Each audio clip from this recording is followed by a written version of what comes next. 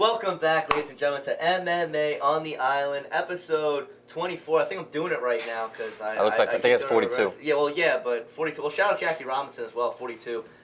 It was his day yesterday of the filming. April 15th it was. This April 16th day recording. Probably going to see this on 17th.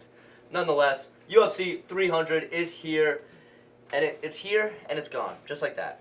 Aiden, how is the post UFC 300 depression hit you at? Because I woke up. It hit Sunday me. morning. It hit me when I woke up Sunday. Yeah. Dude, it was so good from top to bottom. Yeah. A couple disappointing performances, but you know. Oh yes, but I mean, all in all, it was You phenomenal. can't say the card was at all disappointing. It was the best card I ever watched because this was the first card that I actually watched every single fight. Yeah. And I know I sound like a casual for saying that, but a lot of times on the early prelims, you know, it's guys you've never really heard of. And at the same time, 6 p.m. for the most early prelims as well. Like, listen, we got shit to do as well. You know what I mean? Like, life is going on. Right. I don't have the time to be sitting there watching.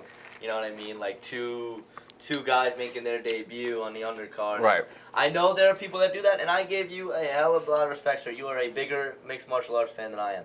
But some days I would, but again, Saturdays at 6 is not ideal. Yeah, but I made sure there was no excuse. I mean, listen, there was we had a whole watch party with us, and half the party was, I mean, not half, I'd say a quarter of the party was there at 6 p.m. to start. They watched every single fight with us. But there was only like 4 of us who actually watched the fights. Like I'm sorry, let me rephrase. That knew actually like everything that was going on. Yes, me, you, Corey, me, you, somebody else, and that was it. It was Corey and Corey Hill. And I want Corey actually. Shout out Mr. Corey Bain. Love you, pal. Good kid. On the pod, but he wants to hop on one day, so we're gonna have to get him on. Yeah, absolutely. We're gonna have to get him on. We'll make. But other than him, I don't think anybody else is just really a big. I mean, Andy's a big fan. Andy a little bit. Will knows a lot. Well, yeah. Will does, but again, at the same time, it's also a party. So I know. It's a party, so people are out and about. Listen, I'm more interested in the fights than the party itself, personally. No, listen, you saw me, bro. You saw me, especially when the Oliveira fight started. I remember you called me out from across the room because I vividly remember because I was sitting there and I'm looking at the TV. Oh, I was like, yo, he's dialed in. Like if the camera's on TV, this is the face that you saw. Like I was nervous. I was locked in. I didn't want no distractions. All I really cared about was that fight starting, and it delivered. Let me tell you that. Love me some Charles Oliveira. Get well soon. Get back in there soon. But he's fine. I don't think he's sustained any injuries. No, he'll be just fine. But let's go again. We watched all 13 fights, so we're gonna be talking about all 13 fights here today on the pod. It's gonna be a mainly UFC 300 podcast. I mean, I don't know what else you guys really want to hear about outside of that, and I got 2 inclinations of what it is, and we will address that as well. But we're going 300 top to bottom. In the same way we gave our previews, it's time to give our reviews. Start with the start of the card, Deiveson Figueiredo versus Cody Garbrandt. And, this was a fight that it went mostly how I expected. The only difference was I didn't think Figueiredo was going to need to rely on the wrestling as much. And I didn't think that he'd find the sub. I thought it'd be a knockout. I thought he'd find the chin of Garbrandt. But both guys put on a solid performance for the round and 3/4 that it lasted. And Figgy found a home for the choke and got the job done against Garbrandt. And, I feel for Garbrandt because he looked good on the feet in round 1. He was connecting on some pretty big strikes. Had Figueiredo definitely hurt at one point. It wasn't, significant damage, but it was enough where he, felt the power and speed. And I think that's really why he went to the grappling, is he felt the power and speed. And Cody is one of the fastest punchers, I think. In terms of speed and power. Right. I think that combination, I don't know if there's a guy in mixed martial arts that has a better speed and power combo of just in his hands. Fast and hard. Because, I want to say Pereira. Pereira? Well, he's just hard. Well, pause. But, he has a lot of... Whoa! He has a lot of power in his punches, but it seems to... He has a lot of success. But, so yes, he does. I don't know about the quickness. No, maybe not the same. Cody has just crazy fast hands, and they're I think he used to. I don't think... They were still there, man. They were. Yes, and you know what? I will say... I was really hoping that fight would have made it to the 3rd round because it would have got really interesting because I think all 3 judges scored the first round for Cody. I scored it for Cody personally. Mm-hmm. Yeah. And the second was going to go to Figgy, but I don't think it would have been a 10-8. So then the 3rd round, it would have been almost like a sudden victory. Like whoever wins this round takes the fight. Mm-hmm. So I was really rooting for that. But unfortunately, like you said, none of us expected Deiveson to really have to rely. Well, I can't say none of us, but I think the overwhelming majority expected him to, finish it on the feet. Yeah. But it's not what happened. But, shout out Deiveson. He got it done. You know, even though Cody Garbrandt isn't the caliber he once was, that's another former champion he's adding to his resume. You know, I think what Davidson's rate, I think he's ranked 6th now in the bantamweight division. He's moved up a couple spots. So, you know, in my opinion, he's one fight out from a fight for a chance at the strap. So this was a big opportunity for Davidson, and he seized it well. And I'm looking forward to watching him perform again. Absolutely, and we matchmaked, you know, at the party. We did. And I think Dana Hunter, you know, listen up, because this is the perfect matchup to make. You know, as Aim said, he really shouldn't have to wait more than 1 or 2 more fights. I think one more. Maybe two. Maybe. I think 1 as well, but maybe 2 more fights for Deiveson Figueiredo before he gets a crack at Merab the Anu. Spoiler alert. I don't know, man. But I was, but I don't know anymore. no, listen, I understand it. Me as well. I mean, Sugar Sean has so many weapons. We're not getting into that right now. But Petr Yan, listen, you put those 2 little guys in at 135 that just love violence, have heavy hands, are well-rounded mixed martial artists on the feet and in the grappling department. Are you kidding me? Make it 5 rounds. Make it a fight night main event that is not at the Apex. I'm there. You know what? My ass is glued to the couch, is glued to the chair, and there's a television in front of me, and I'm watching that fight. And I think a lot of MMA fans will be watching that fight as well. Absolutely. And they'll be dialed in. I think it's a perfect matchup. You got That is the perfect matchup. Champions, Absolutely. 2 former champions. Figueiredo, who's, you know, on this now new win streak, 2 straight at the new division. Petr Yan coming off that great win against Song Yadong just a month ago. Put those 2 in the octagon together. Let them duke it out, and the winner could be in that line. I understand bantamweight's a little crowded because you got Sandhagen is probably next after Merab and Sugar. So they may have to wait a little bit. But again, that fight could be booked middle to late end of this year. That gives Merab and Sugar the chance to fight. That gives the winner of that fight the chance to fight Corey, maybe on the same card. And then just like that, you have the matchup for early 25. There's no reason. I think that's the way that it should play out. I think you explained it perfectly. I'll just add something real quick. I think, you know, Merab and O'Malley, they both fought in the first quarter of the year. There's no reason that they shouldn't be able to fight late summer, July, August. They're both healthy. Facts. They both have a fair amount of time to make a cut. I mean, Merab weighed in as the backup for 299. So making that cut again doesn't seem like a problem for him. No, he's always game. He's always game. So there's no reason they shouldn't be able to fight in the summer. You know, you have Sandhagen fight the winner. End of the year would be optimistic, but you know O'Malley doesn't strike me as a guy who wants to be super active. So even the first couple months of next year, and then the winner of Yan and Figueiredo could easily fight the second quarter. The winner of Sandhagen versus O'Malley, Merab, they should be able to fight second quarter, first quarter of next year. Yeah. I think that's perfectly. It wouldn't be optimal for Petr Yan to try and wait another year to fight for the title shot, especially since, I love Song Yadong. I'm very high on him. The guy's only 26 or 27, so he has so much room for growth, so many opportunities, and I know he'll fight for the belt one day. But listen, Petr Yan, even though I think 2 out of those 3 losses you had, you should have won. At the end of the day, you did drop 3, so there's no reason you should be fighting for a belt after beating the number 7 ranked guy. But you go out there, you put on a great performance against a former champ, arguably one of the best flyweights of all time. Even if you can get a finish as well, that'd be great. There's no reason after beating him you shouldn't be able to fight for the belt. Yes. But until then, Sandhagen deserves it, especially if he goes out there and fights Umar, which that's being projected to happen, and he beats a guy in Umar, which I honestly think Sandhagen will beat him. But that'd be 4 wins in a row. They're saying they're gonna give Corey Umar before he gets the. That's what they were saying. Yeah, that's what I was hearing. Okay. That'd be 4 wins in a row for Sandhagen. You know what? You got Vera, Font, Song, and that's down the right order. But Vera, Font, Song, and then Umar. I mean, there's no reason. He actually's never even contended for the belt at 35. He contended for the interim strap, but that was when Petr Yan's still dominant, but that's when Petr Yan was never even touched. Yeah, so there was conversations at that time. Petr Yan, going back to his title reign, of will he be beaten? When will he be beaten? Right. Like he was like before that Aljo knee. He was like it might have set him back mentally. It might have, because like he was really seen as like this kind of boogeyman at 35 of being like, man, who is gonna touch this guy? Now, obviously, we've seen him. He's been touched. He's lost it, a couple, but I wouldn't he's say still that guy. Right, He's still that guy. He is still that guy. The only loss that that obviously there was no dispute was the Merab loss, and unfortunately, that wasn't even a close fight. I mean, he clearly lost 5 rounds to 0. Maybe you could go 4-1, but I don't even know what round that'd be. I'm just being optimistic. I don't even know. But from what I watched it in its entirety, I'm pretty sure it was 5-0. Yeah. But other than that, I mean, Peter Yan's looked great. I don't think there's a fighter in the UFC, in my opinion, that may even be as well-rounded as he has. And I know that sounds like a crazy statement, but he's definitely up there. His boxing is world-class, and then his wrestling is out of this world. I mean, that's what got him the win against Song. Not to say that he was necessarily getting outclassed on the feet, but I think Song had more success. I think he had the better of the exchange. I think so too. And it was unlikely for Peter to have to rely on his wrestling because prior to the Aljo fights, he was dominant on the feet. I really didn't feel like he had a reason to go on to implement his wrestling.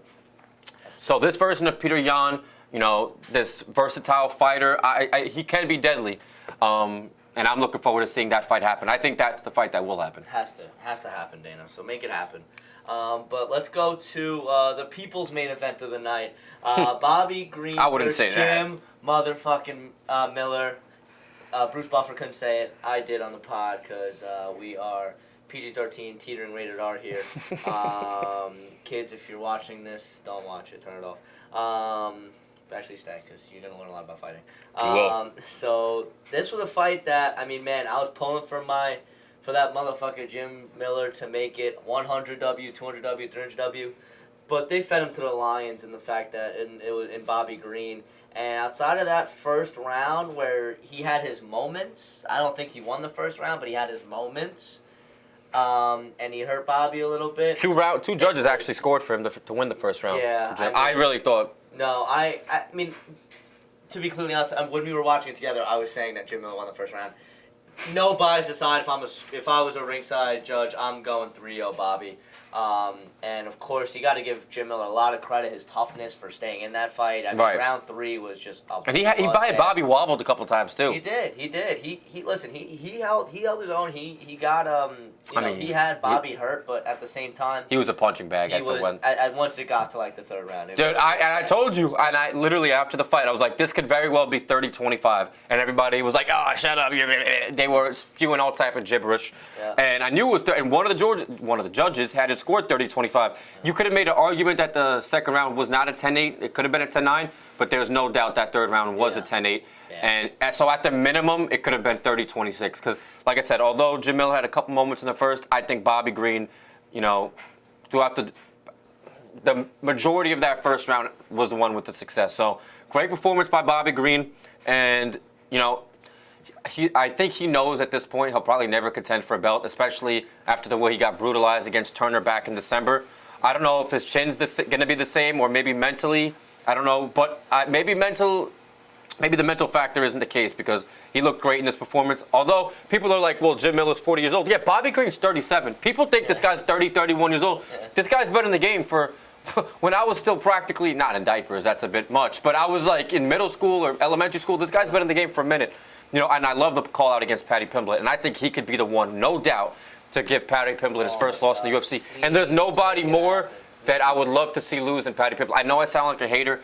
But, there's nothing. I'll sound like a hater. There's nothing personally. I hate Paddy Pimblett. I'll be a hater right here. But congratulations. I hate Paddy Pimblett. I don't think. Such a bum. He's. I'm sure as a person, he's a good guy. But the way he lost to Jared Gordon, talking about it wasn't close, and then he goes out there and then he beats a washed Tony Ferguson. Sure, it could have been 30-27. I honestly might have had it 29-28. That first round was up in the air. But, that's a fight that he should have finished. This was Tony Ferguson having 6 losses in a row, and he didn't look great against Tony Ferguson. Bobby Green, he's still fresh. He's still energized. I think he will be the one to knock out Paddy Pimblett. And boy, oh boy, I can't wait. And I think, as Ian said, that's the matchup to make. It is a matchup. I think that because they want Paddy. Sorry, but real quick, they want Paddy to get into the rankings, right? They were so keen on him at being this next superstar, even though that's bullshit. So, all right, Bobby Green seated at the 4. He's slated at the 14. He got moved down. 15. He's 15. He's 15. He got moved down. Dober and Favola. We're gonna get to the rankings after we go through 300 because they're a disaster. So Favola's not in there. Favola, Steamroller's out. And so same thing with Dober, because Dober was at the 15. Because they had to boot 2 people off, I think, for Holloway. That I'm not even. We're gonna get into the rankings. We will, because they are just so bullshit. but nonetheless, let's go. I think Bobby Green, Patty Pimblett. He still deserves to be in the rankings, though. Yeah, absolutely. I think Bobby definitely deserves his spot up there, obviously after the dominant performance that he had. And I don't think Bobby is interested in fighting for a title. As you said, I think he knows he's not going to fight for the title. I really don't think that's on his mind. I think he's on for... Just wants money. He wants the biggest fights that he can make at this point in his career, and that's the biggest fight he can make. Absolutely. It's the guy with the most name value with the least risk. And if you're playing this game of mixed martial arts, this dangerous game, you want to do so in the smartest way possible, and that's the best matchup for Bobby Green. You know, you got to think maybe the threat of the grappling could pose some issues in terms of him versus Patty, but on the feet, man, I don't think Patty has anything for him unless he comes out a different version of Patty that we've seen. But based on the way he treats his body, I don't see that being the case. But book that for summer. I'm down. I'm game. I'm there. I think it will happen. I'm almost more certain that'll happen than Davison. Even though I think both should happen, that one will definitely happen. Yeah, I think so. It's just a matter of time before it's announced. Yeah. I agree. Because I think Dane's licking his chops. He's like, listen, Patty, you beat up Wash Tony Ferguson. Now you have your shot. You have the big to name get into the guy. rankings. Now you have the guy with the rankings. In a weight class that just got even more stacked. But like Joe said, we'll talk about that later. But yes. Patty's gonna get eaten alive. Oh yeah. He may not win a fight against a ranked opponent. That's my take right there today. But let's go to the fight that everyone was most excited for: Jessica Andrade versus Marina Rodriguez. Hey, you know what though? It wasn't a bad fight. I was just about to say, but you know what? I know I was being sarcastic there, and it was a fight most people overlooked. It was a good fight, and I learned a lot about both of these ladies watching this bout. I thought that, Andrade, more about Marina Rodriguez than Andrade. I think Andrade did exactly what she usually does. She had that takedown late in the fight, in that third round that was probably the difference maker in getting that split decision victory. She had, she just uses the flurry and, just the constant pressure in order to, in grappling and kind of clinch work, if you will, to get in Rodriguez's face against the taller, longer striker. But Rodriguez was impressive. I was really impressed with the way that she was able to, she almost submitted Andrade from her back. She went toe-to-toe with her, and I think she did a good job of maintaining octagon distance and controlling the fight. I think it was round 2 was the one, I just have to see the strike differential in which she was... I think I gave 2 to Rodriguez. Yeah, I think it was round 2 that I gave to Rodriguez as well, because round 1 was more of a feeling out process and it was a lot of clinch work. But round 2 was the one where Rodriguez was really picking her apart in the feet. So I was impressed by Rodriguez. It was admittedly my first time watching her fight. But from what I saw, I think women's strawweight got a good one in Marina, and she gave Andrade every single test to the very end. And I think the judges got the right decision. It was virtually a pick'em on the odds. It was close. Yes. So and again, it ended up being a pick'em in terms of the scorecard. So right.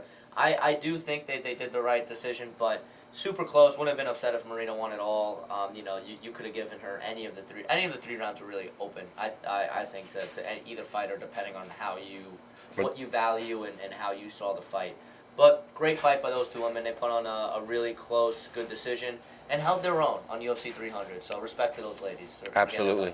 I real quick. The only thing is I was kind of hoping Rodriguez would win because, Zhang Weili, right? She's fought everybody basically at the top of that division. I think it's a matter of time before she contends for double champ status.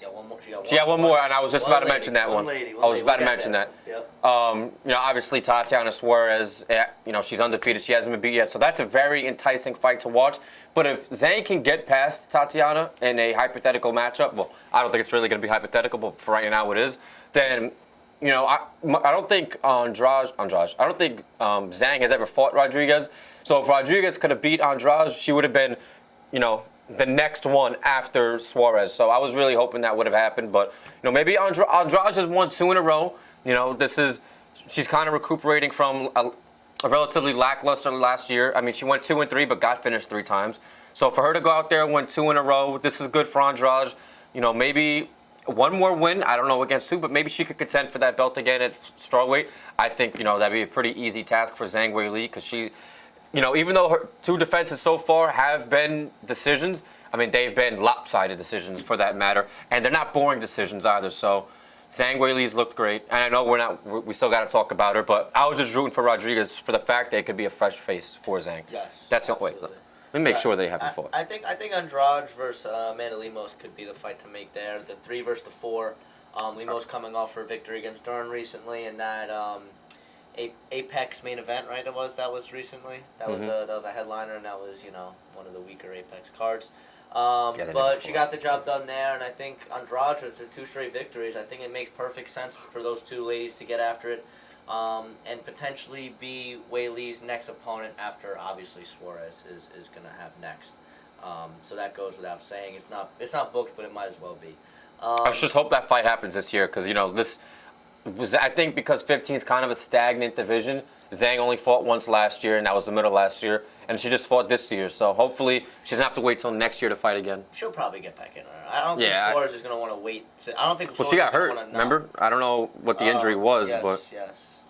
I did not. I didn't think it was.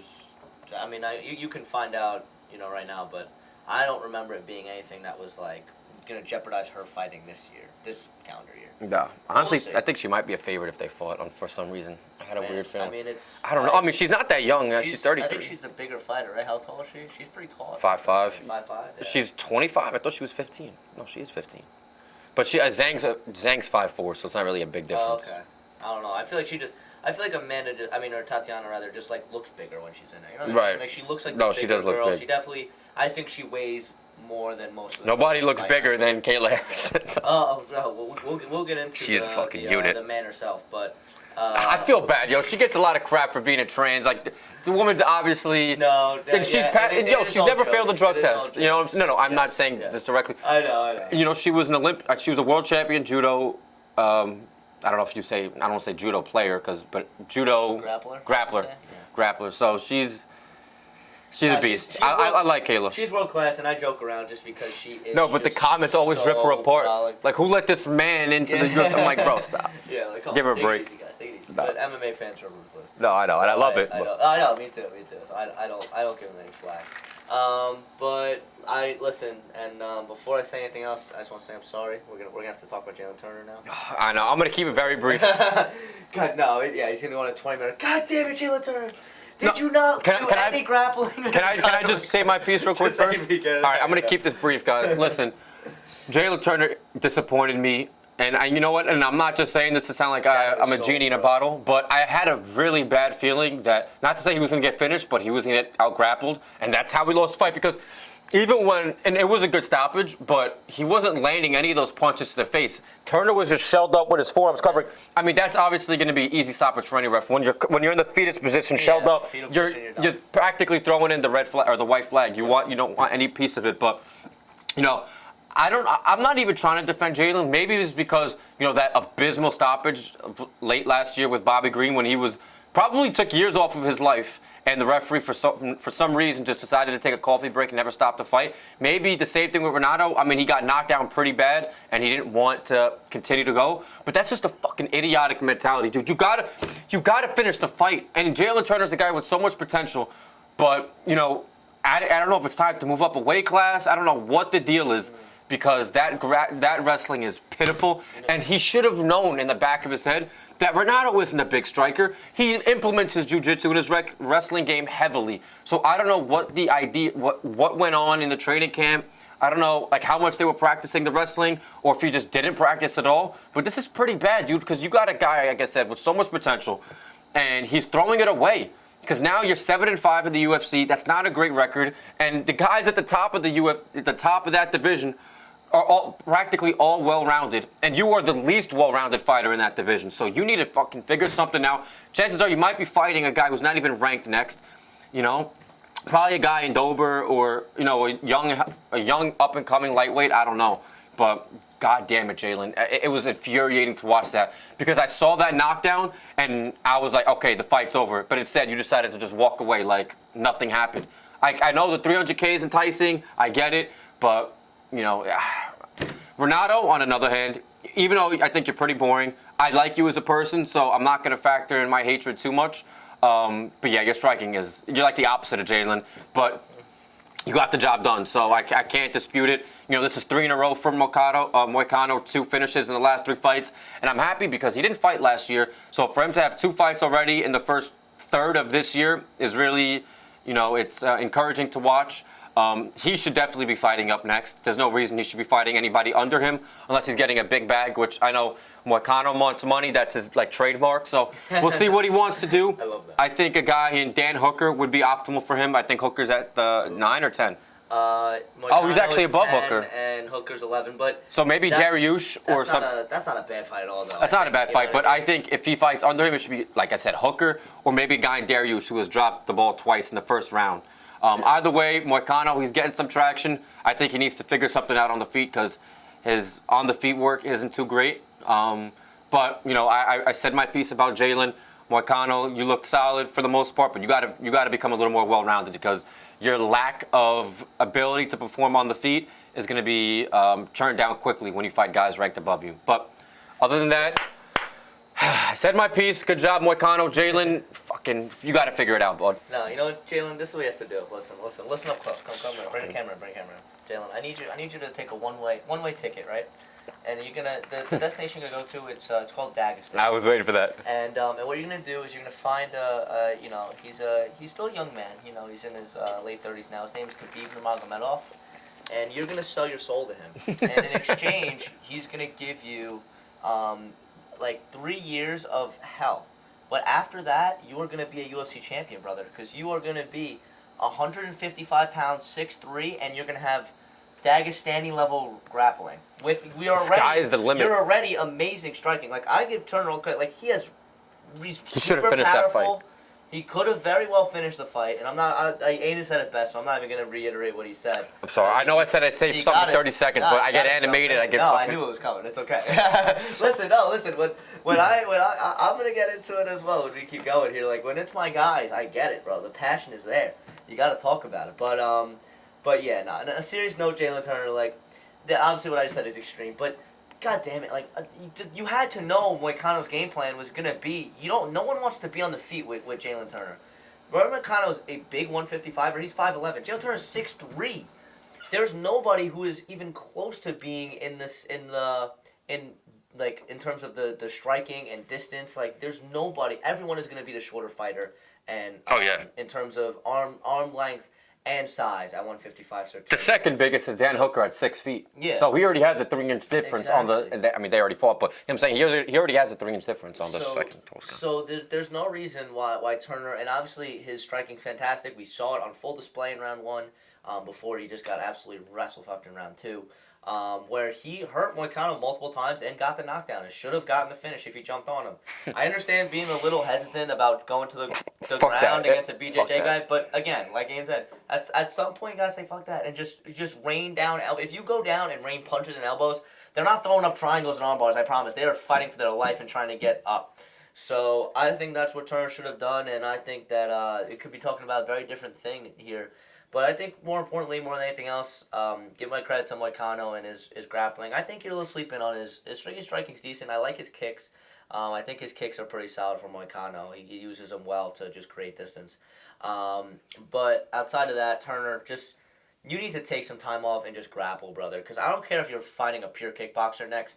You need to know how to grapple. Because you're fighting mixed martial arts. If you want to kickbox, go kickbox. But the thing is, There's Muay Thai organizations and kickbox. K1, they would love to have you, brother.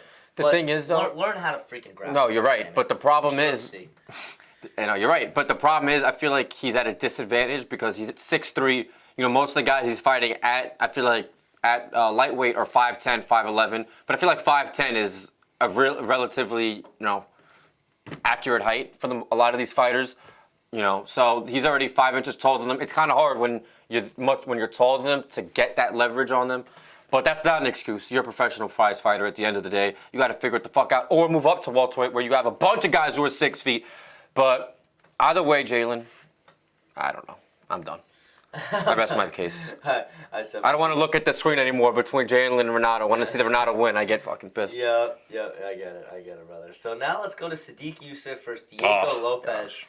And oh my goodness, I mean, I thought I was pretty right on most of these things, but one of the things that I was 100% correct on was Diego Lopez masterclass. I said it last week. I said, man, give me Lopez and give me him in a finish. He's been so hot.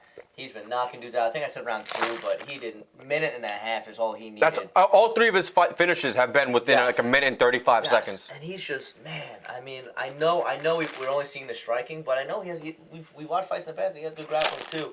And man, he made Sadiq Youssef look like a nobody out there. Sadiq Youssef is not nobody. He is very good. I think he's, dare I say, a little bit underrated in that weight class in featherweight.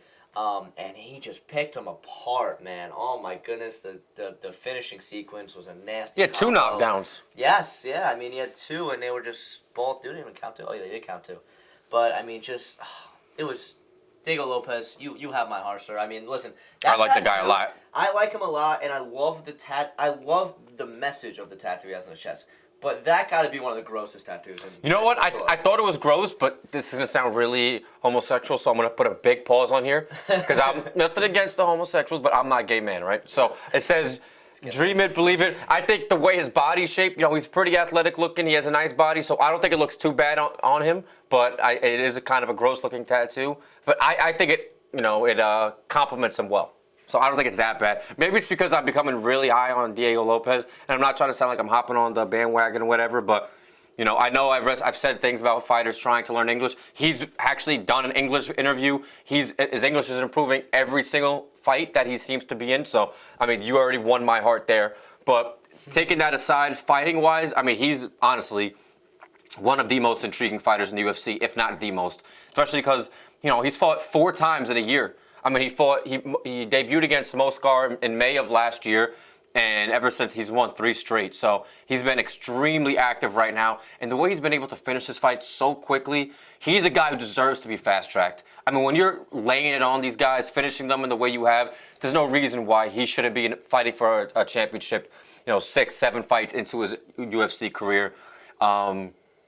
Yeah, man, I think, he's ranked 14 right now, which I think he should be ranked a little higher. I know we're going to talk about that in a little bit. Yeah. But, I would really love for him to fight a guy in maybe, Bryce Mitchell. I know Bryce Mitchell just got obliterated. You fuck with it? You like it? I know Mitchell just got obliterated against Josh Emmett back in December, so hopefully, his brain is okay. His mental health is there or whatever, but there's no reason. Emmett had a shot to fight a guy who's ranked 6th. And, he fought Topuria. He got smoked. So that was a big opportunity for Mitchell. Unfortunately, he didn't seize it because, he got hit with a literal bomb. But, literally. But there's no reason he should be fighting up. I think he deserves to be fighting the young and hungry contender. And Mitchell's ranked 10. And this will be a test for Diego Lopez. He's ranked 11? Oh, he was ranked 10. Yeah, I think Aljo moved up. Right. Okay, so he's ranked 11. So still a 3-spot jump for Diego would be perfect. Yeah. I think it'd be a little too premature for him to be fighting guys and, Ortega. Even though Yair deserves to be fighting down, I don't really know. I mean, I wouldn't be opposed to it. I just don't think it's ideal. But for him to go out there, and I think he finished Bryce Mitchell, it would be a real test of Diego's wrestling game because, like Joe just mentioned, we have not seen him have to wrestle besides against, Moscar Evloev, who is probably one of the more boring fighters in the division, if not the UFC. Mm-hmm. Okay, maybe the UFC is a little too drastic, but definitely the division because 45 is usually, fireworks. Yeah. So I think that would be a matchup that the UFC should and will make. But yeah, man, I love Diego Lopez. I'm looking forward to watching him fight again. He said he wants to fight Moscar. I don't think that's going to happen because Moscar is 5th. Yeah. 5th. So Moscar already beat him. I think down the road that rematch will definitely take 100%. place. We're going to see that one day. Yeah, but right now, this year, next year, probably not. But if he wants to fight an International Fight Week, I mean, there's no reason he shouldn't, and there's no reason they shouldn't have a hard time finding an opponent for him. And if it's not a guy who's ranked above him, then I'm sure he'll finish somebody else, and then that's even more of an incentive for him to get a ranked opponent in his next fight. But personally, he should be fighting up. Yes, and I think Bryce Mitchell, as soon as you said that, it clicked, and I was like, yes, make it happen, done. I feel like our matchmaking is on point right now. Like, we're dialed. Like, listen, Dana, you don't need Hunter, you need us. We're here for you. Oh, we would be great. I have no doubt. Listen, I'm not great at a lot of things. Not to sound, pretty negative on myself. There's a few things I'm good at, but I think UFC knowledge and matchmaking. Yeah. Jesus, it's up there for me. Dare I say it's what it was meant to do. Oh God. The dream job, if you will. But we mentioned her earlier, but let's get into some Kayla Harrison now versus Holly Holm. And this was another one where I thought me and Aiden right on the money. We both agreed that it was going to be dominant by Kayla Harrison. Could we predict a round 2 submission? I feel like we might have. I gotta go back. We gotta look at the tape. But I mean, I know. No, you said. Wait, was it you or somebody else who was like, "Oh, I think Kayla's gonna get gassed out and Holly Holm's gonna pick up the decision"? I think that was you. No, that wasn't you. No, I apologize. Somebody said said something stupid. Maybe it was at the party then. Yeah, no, I promise you, I say Kayla Harrison's getting the job done. She is a fucking ox. I don't think there's a more ripped male fighter than Kayla Harrison. No, literally. I mean, Leon Edwards is known for having an aesthetic physique. He looks great. So funny, but the aesthetic physique thing. Wait. Have you seen the videos? There's like this one meme page that they just cream about Leon Edwards' physique. No, listen. Leon Edwards looks amazing. He looks phenomenal. But Kayla Harrison, man, she's like an ox. It's ridiculous. No, it was. But she was literally the best acquisition for the UFC. The best female acquisition for the UFC I think we've seen in a very, very, very, very long time. A best female acquisition. Might even be ever. Yeah, I mean the only contention you would say, I mean, if you're talking about taking from another organization, poaching from a major organization. Yes, that's what I mean. You take from every the right, of course. But I think outside of her, I think the only other huge one would be Chris Cyborg, and I think Kayla Harrison, obviously. It's TBD where her career goes, and I think she's gonna plenty of success in the UFC. Oh, she's gonna finish right well. She's gonna be the champion. I would smash that money. The only thing is it gonna be a submission or a knockout? I don't know. You gotta do the double chance, brother. I know. You can put the double chance bet in, then you're good. Cover your bases. This is true. But no, she's going to be so dominant. And there's so many enticing matchups for Kayla Harrison. She goes out there and beats Raquel. I have nothing against Raquel, but she's not really an exciting fighter. Kayla Harrison, like I said, she's only dropped one loss in her career, and that was a decision to Larissa Pacheco, who's a 55er in a different organization. So Kayla Harrison is, and people want to call her a weight bully, but there is no other weight class for her to fight in. They scratched 45 after Amanda relinquished that belt, when she retired. So, Kayla Harrison, a lot of people were, they were a little skeptical to see if she was going to make the weight cut, but she made it. I don't want to say no problem because she did look like a skeleton on that, but she made it. She did She looked great doing it. She did the professional thing to do, and she's going to be, I don't know how many fights, because 35 is probably the worst division as far as the female fighting goes. But if there's a lot of matchups for her. She goes out there and beats Raquel. That might intrigue Amanda to come back, which would be a huge statement if she could become champ, which she will, and then beat Amanda Nunes, and then Juliana Pena. I don't know what's going on with her. But even though I don't like her, she was a former champ. So if she could beat, two champs in a couple of fights, and then Cyborg said she'd come back, but I don't know if Cyborg would even make that cut, or, and I know she's pissed hot before. She's popped hot rather. So I don't know how the UFC would feel on that. But as far as bringing traction back to that 35 division, Kayla Harrison was the right move, and I became a big fan of her. I like her. So good job, Kayla. Holly Holm. I know it wasn't. She got fed to the wolves. She got fed to the wolves, but she still has her wits about her. She doesn't seem like she's getting CTE. You're 42 years old. I think it might be time to call it quits. You've had a great career. You were former champ. You beat Ronda Rousey, who was, the female McGregor when it came to women's fighting. So Holly Holm, you will, in my opinion, you could be a Hall of Famer. But I think it's time to hang it up. You're 42. It can only go downhill from here. Yeah, and I thought that matchup was, I thought it was disrespectful. It was unfair. And I said this last week, I thought it was disrespectful to Holly Holm just because the strengths of both of them, and it was clearly a fight that Kayla Harrison was going to be major favorite to win, and she dominated in every regard of the fight. Holly really didn't look like she had a chance as soon as they stepped foot in the octagon together. And that's really what I expected. It's what Aiden expected. It's what I think the majority of MMA fans expected.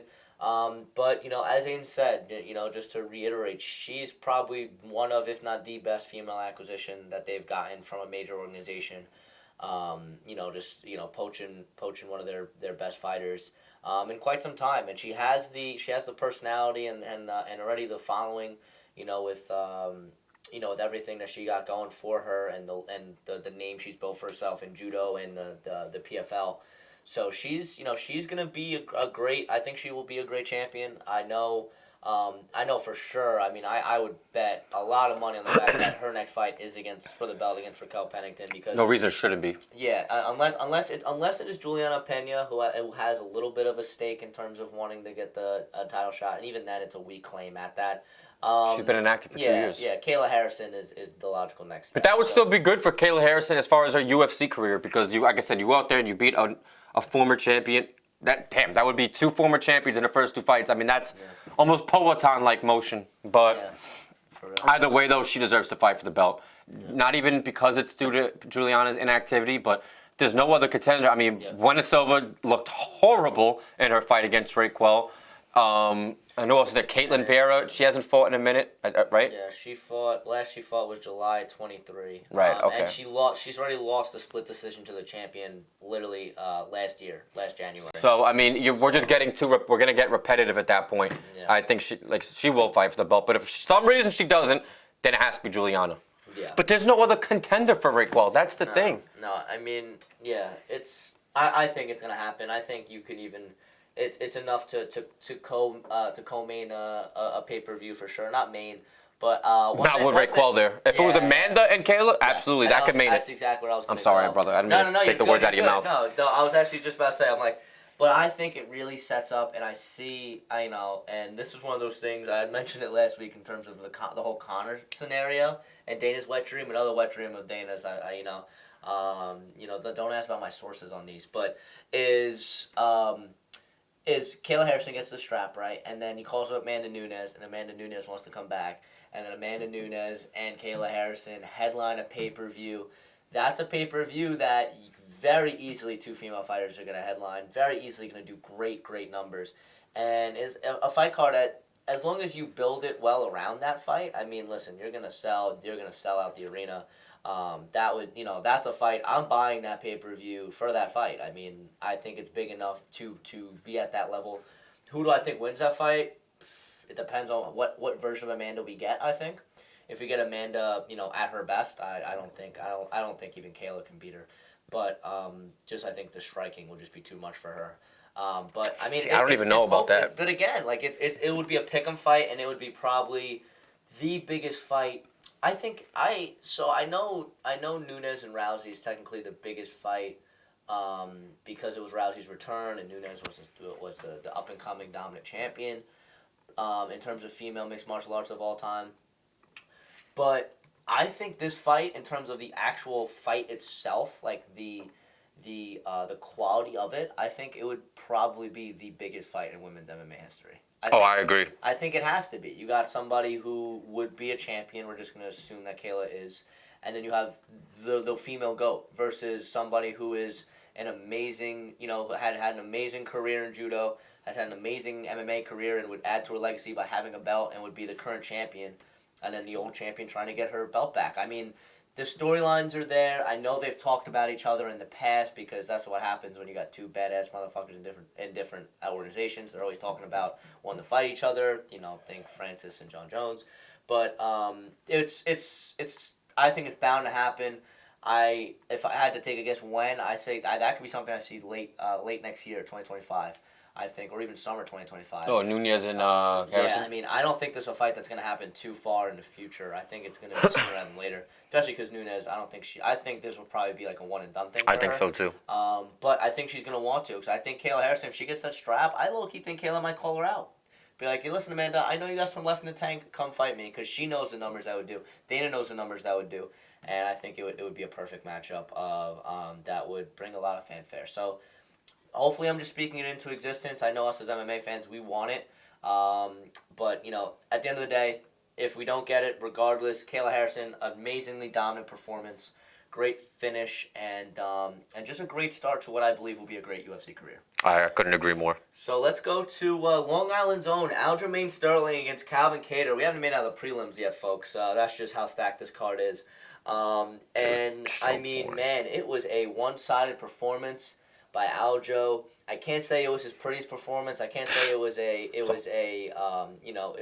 exciting performance. But what I can say is it was dominant. Calvin Kattar had 19 total strikes, and Aljo took him down 8 times and had him, just in I wouldn't even say like a world of trouble in terms of like threatening a finish, because he did try. You can't discredit Aljo for not trying to advance positions and inflict damage and try to get the submissions. He did try to get the back. He tried multiple things, but at the same time, like I think Aljo said it best on his Instagram. He was like, I was going against a sniper in terms of a guy in Calvin Kattar who just has great hands, and he executed his game plan of just being a tremendous grappler and playing to his strengths, and that's what he did. Was it the most exciting? And I think DC was. I don't like Dana Corn's commentary that much, but I think he was right in saying that when you come into a new division as a former champion, especially Aljo, somebody who's not really a company man, and it's not Aljo's fault. It's just the UFC don't like him that much, and I don't know why. That's because of his fighting style, I would assume. But either way, I think Aljamain, you would like for him to make a statement. You would have loved to see him at the finish. At the end of the day, it was a dominant decision victory that puts him at the 8th ranked featherweight in the world. And he should be fighting up from there. I mean, there's plenty of matchups to make for him. After that, There's only 2 that make sense for me. And I'll let you go right after. But I think that just to finish, I think that either way, dominant performance. Was it flashy? No. Did he get the job done? Yes. So you can't give him too much flack. And the fans were booing him, which I always feel bad about. When the guys. It was kind of deserved. I mean, yeah, I guess, but. At the end of the day, he did what he had to do, got his hand raised, and now he's right there in terms of the featherweight division. Right. At number 8. No, I agree. But he didn't make he won the fight. He won the decision. He didn't win the fight. I mean, yes, Kattar didn't do much, so I guess he won the fight. But you're going into a new weight class. You hope to only have maybe 1 fight or 2 fights and fight for the belt. But after a performance like that, man. You might have to fight 2 times before you fight for the belt. Absolutely. Obviously, twice after that. He'll move up and he'll fight somebody who's ranked above him. There's no reason he should fight anybody below him because he was a former champ. I think he's owed that due diligence. But, I think he'll fight Brian Ortega. I think that's a fight that would make a lot of sense because they're both heavy wrestling, heavy jiu-jitsu guys. I think that would be a really enticing fight. And I think Brian would finish that fight soundly. And, wow. Especially because I really do. Especially because there's 2 fighters that are at 45 that deserve to fight for the belt before Ortega and obviously Max and Volk. Volk, I know he's got finished in 2 of his fights, but the way he was dominant at 45, I mean, that's his first loss at 45, I think, in his UFC career. So he deserves that rematch against Topuria or Holloway because I think Holloway honestly jumped Volk because he's won 3 in a row. He went out there, he became the BMF, and he's flatlined his last 2 opponents. Gaethje's a really high caliber opponent. I can't say the Zombie was at that point in his career, but he was a big name. So there's no reason. I think Holloway and Topuria would sell out any arena and would have a lot of buys. But for Aljamain, man, he could fight maybe even Yair Rodriguez because Yair, he's lost 2 in a row. He's gotten finished 2 in a row. So I wouldn't be against that fight either. But the thing is, Aljamain's going to have to do a lot of work on the feet because if Yair, he's heavy with the head kicks, he's a good striker. If he could find Aljamain's chin and he could, thwart that wrestling, then I think he can get a finish there.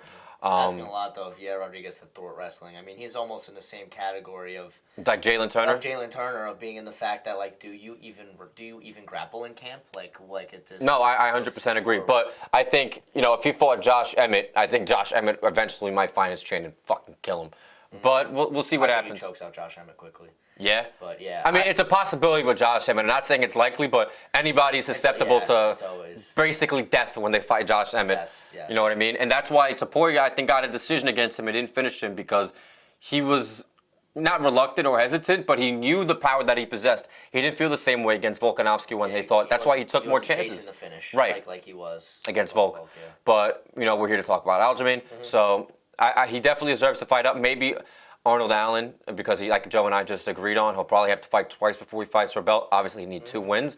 So I think Allen would make sense. Allen's lost twice in his last 2 fights.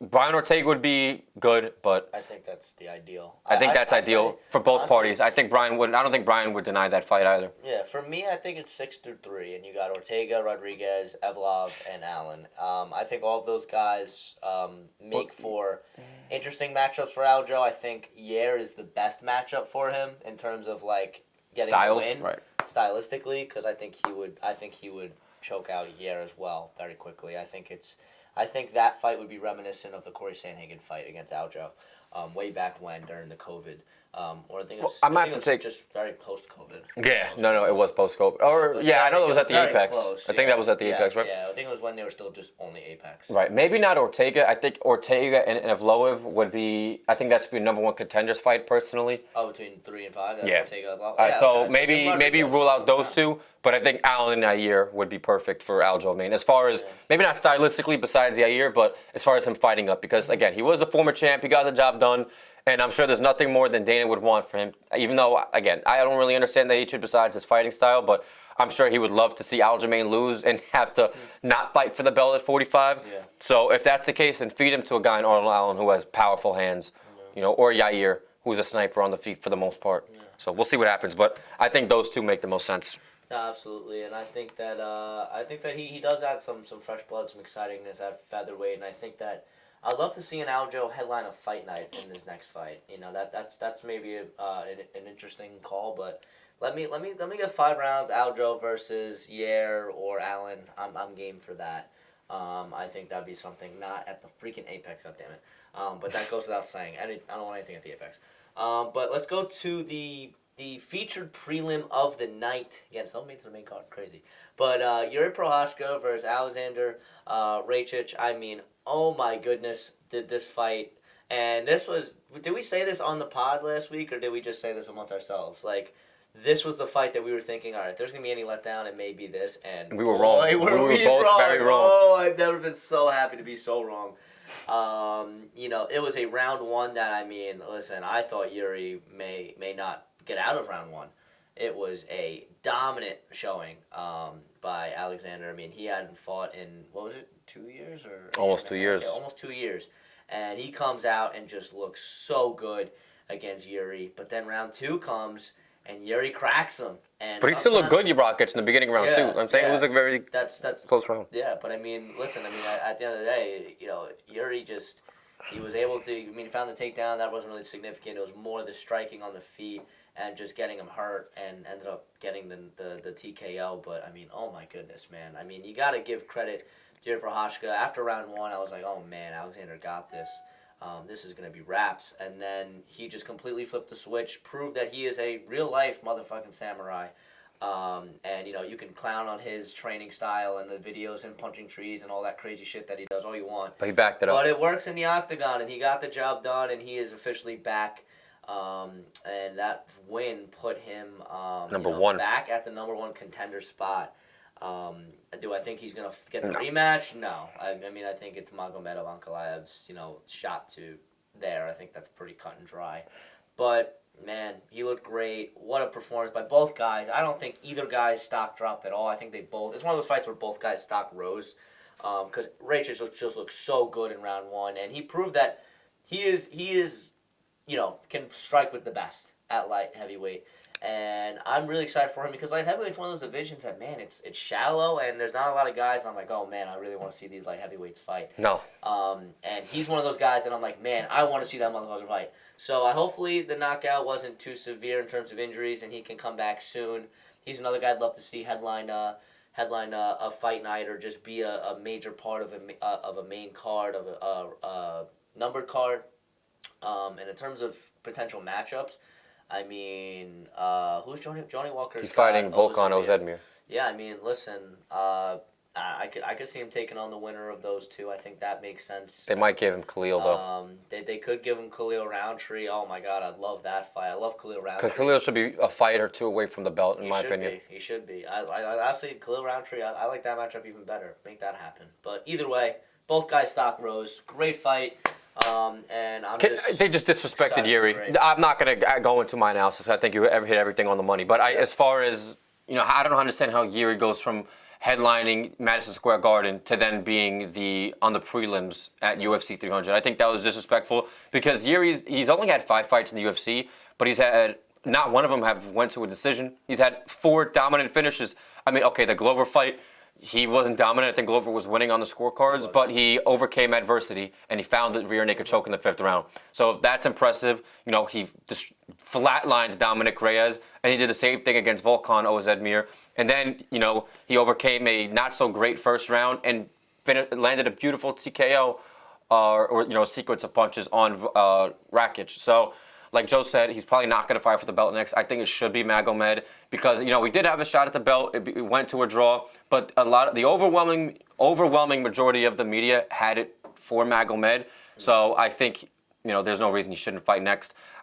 And that's an enticing fight too between him and Pereira. We're going to talk about Pereira in a little bit, but Yuri, him and Jamal would be a good fight. I think that's a fight that should be. I don't know if Jamal should be in a title eliminator though. First round, I'll tell you that. I know. I don't know. I don't know if Jamal should be in a title eliminator after the way he got finished in the first round. I mean, that's not good. Yeah. But for Yuri's sake, I think he should only be one fight away from the belt, and he looked good. And like I said, I have to applaud the fact that he's overcame adversity in 2 fights and found 2 finishes. Yuri might be a real life samurai, guys. So shout out Prohaska. No, he is. He is a real life samurai and just a bad motherfucker.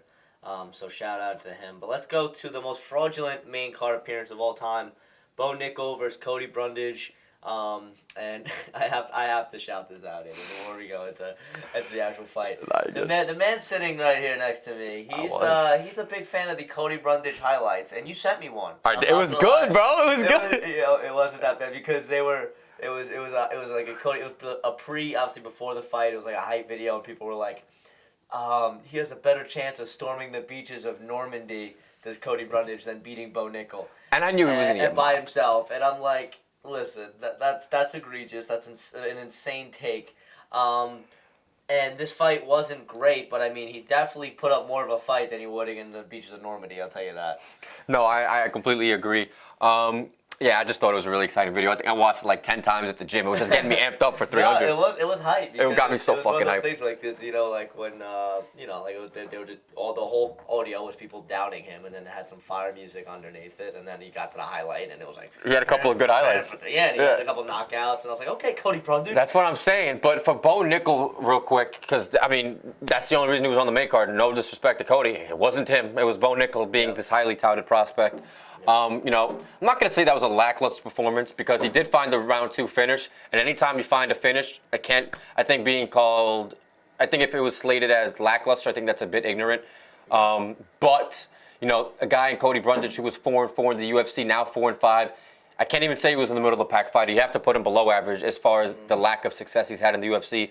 For him to, there was a point where I think Bo went for a takedown attempt and Cody threw him or something like that. Yep. You know which one I'm talking about, right? Yep. So this was, for being almost a minus 2,000 favorite, I think he should have found a finish very early, and it almost took to the end of the second round. I mean, that fight went past the halfway point in the second round, and Bo didn't really have any success on the feet.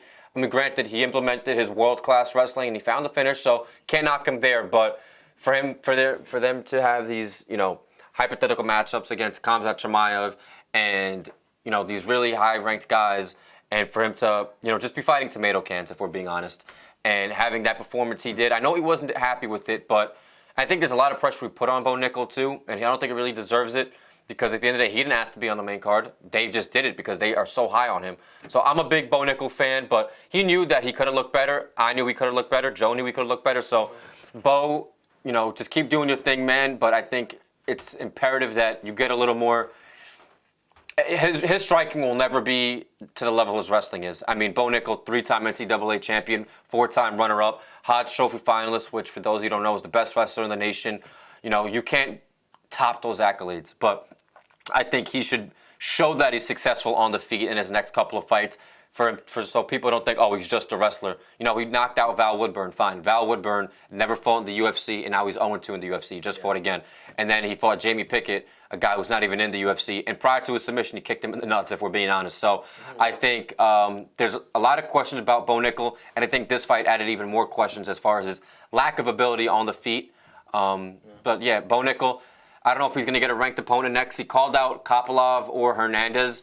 I think Hernandez should be fighting up. So Kopylov would make sense because Kopylov's not ranked. So I don't know. Does he want to see Fluffy right now? Do you really want to see Fluffy? I mean, Alexander Hernandez. His wrestling's so much better than Fluffy's, though. Yeah, I'm sorry. I don't know who has better wrestling than Bo Nickel. But nobody does, which I think makes him a mismatch for anybody in that department. But I mean, man, but if you have a guy who's Hernandez, the fight starts on the feet, brother, man. And, no, you're right. And I don't think the wrestling was. I'm honestly like you said. There were still questions. I think that fight left me with more questions than answers about Bo Nickel. That's what I'm saying, yeah. I'm gonna be honest with you. Like it wasn't impressive. Like he said in the lead up, he's like, "Listen, I'm gonna prove to people why I was on the main card. You didn't prove to me shit." I watched that fight and I still thought you should have been the first fight of the night. First fight of the night, even on the early prelims. I think he should have been on the prelims. I mean, maybe he's the feature prelim at best. But I mean, I think it's time for him to step up in competition. Is he even ranked? Give him a guy like Joe Pipe. No, Bo is not. No, not ranked, but I'm saying like on the top 30 or something. This is a website that just it's not like official rankings. I've seen it. What's the name of it? Yeah, it's rankingmma.com. Shout out them. They do a good job. They have a very extensive list and they keep it pretty updated.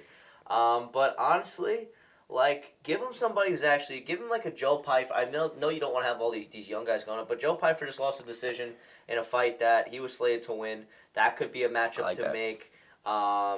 Michelle Pereira is always there at middleweight, and he's always game and an exciting fighter. But it's time for Bo Nickel to have some real competition here. This is ridiculous. I'm not saying that he needs a ranked opponent. I'm not calling for those guys yet. But give him somebody who has fought ranked opponents, who has been ranked in the past, or at least is top level competition. Because Bo, you can't hide him forever, and I would want more than anything for Bo because he's a good stand up dude and obviously had a great wrestling career. I love nothing more than him to prove me wrong and to answer the questions I have. But I have these questions about his stand up. I have these questions about how dominant is this wrestling and how much is it really going to translate into mixed martial arts. Those are questions I still have. So I need Bo to answer them.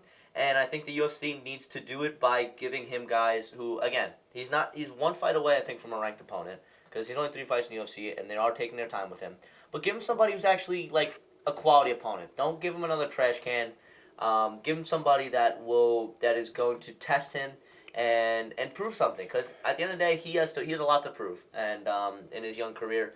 And I still think, I'm not selling him short. I do believe that Bo has a potential to be a future champion. And again, when you have that much of a wrestling background, especially in today's MMA, where wrestling, as we saw, you can be amazing at just wrestling, Khabib, and you will be a dominant force to be reckoned with in mixed martial arts. It's just wrestling is a dominant form of mixed martial arts and works so well, in the octagon. So, it was a win for Bo. But questions need to be answered, and the UFC needs to do him a favor and give him a ranked opponent. I agree, and not ranked opponent, a better. No, I'm not even quality opponent. I'm not even opposed to a guy who's ranked 15 in like a Chris Curtis or something like that. I know Curtis gonna be out for a while though. Oh, that's right. He fucked up his leg. That's yes. right. He's ranked like 15, or Yes, somebody like you said, who's 15, Right 14, or has been ranked, because you cannot put a guy who. You caught up for you left out a couple fighters who should have been on the main card that wasn't. You put Bo Nickel on the main card to fight. No disrespect, Cody, but I'm gonna for this a tomato can, if you will. Yeah. And then in Bo Nickel's next fight, you give him another tomato can. I mean, it's just becoming repetitive and redundant at this point. Sound like Paddy Pimblett almost, you know what I mean? Right, but Paddy Pimblett never had a chance at headlining you or being on the main card at 300. Yeah. Bo Nickel is the first prospect, in my opinion, that ever was on a huge main card like this. That was fighting a tomato can. I mean, my knowledge isn't that extensive, so I'm sure there's other cases, but not to this severity. Yeah. So, Bo Nickel, you need to fight somebody, like you said, whether it's Pereira, maybe Pfeiffer would make sense, because Pfeiffer had a shot at the rankings and blew it. But, yeah, Bo. I mean, you can't be fighting a guy in, like, fucking, I can't even think of a name right now, but it's time. I can't even blame him though, because again, at the end of the day, he's at the whims of A, the UFC and who they offer him, and B, who accepts the fight. But he has a manager too, so maybe he needs to consult with his manager. Yes, but I think at this point, I think the UFC, they like him. Obviously, they think they have a lot of stock invested in him. Obviously, so I think that they're gonna do what they think is right, and I think Bo is just going to be kind of at the whims of what they want, because, I think he does have a say in his next matchup, but I think he will listen to the UFC and be like, if they want him to face another tomato can, I guess that's just what's going to have to be. Right. But, he didn't prove anything to me and left me with more questions than answers is kind of my roundabout conclusion there. But let's go to my personal main event of the evening, Charles Oliveira versus Arman Tsarukyan. And oh my goodness, did it live up to the hype. I mean, listen, I understand that there was some times where Arman had top control, But even the little nuances of it, and I rewatched the fight, and I watched a couple of videos on it, like breakdowns, the nuances of the fight of Charles, using his bottom guard to its fullest extent. He almost had him in it was like an armbar triangle at the end of round 2. Almost had him in that guillotine at the end in round 1. That I don't know how Arman survived, because going back on it actually in the rewatch and on the breakdown I watched. Remember when he had the guillotine and I was like, oh, he has his hand in, he's not going to get it. It was Charles's hand that was there.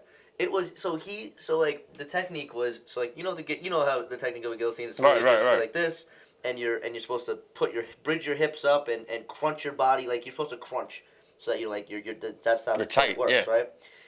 He had it, so instead of just being like this with one arm, he had his arm in, and that was how you saw his head, right here. And he was, holding his wrist like that. It was weird. He had a weird Charles? technique. Yeah, on that guillotine. And I was breaking it down, and the guy was like, yeah, I've really never seen this before. And obviously his BJJ is world class. He is one of the black belts that are actually freaking black belts.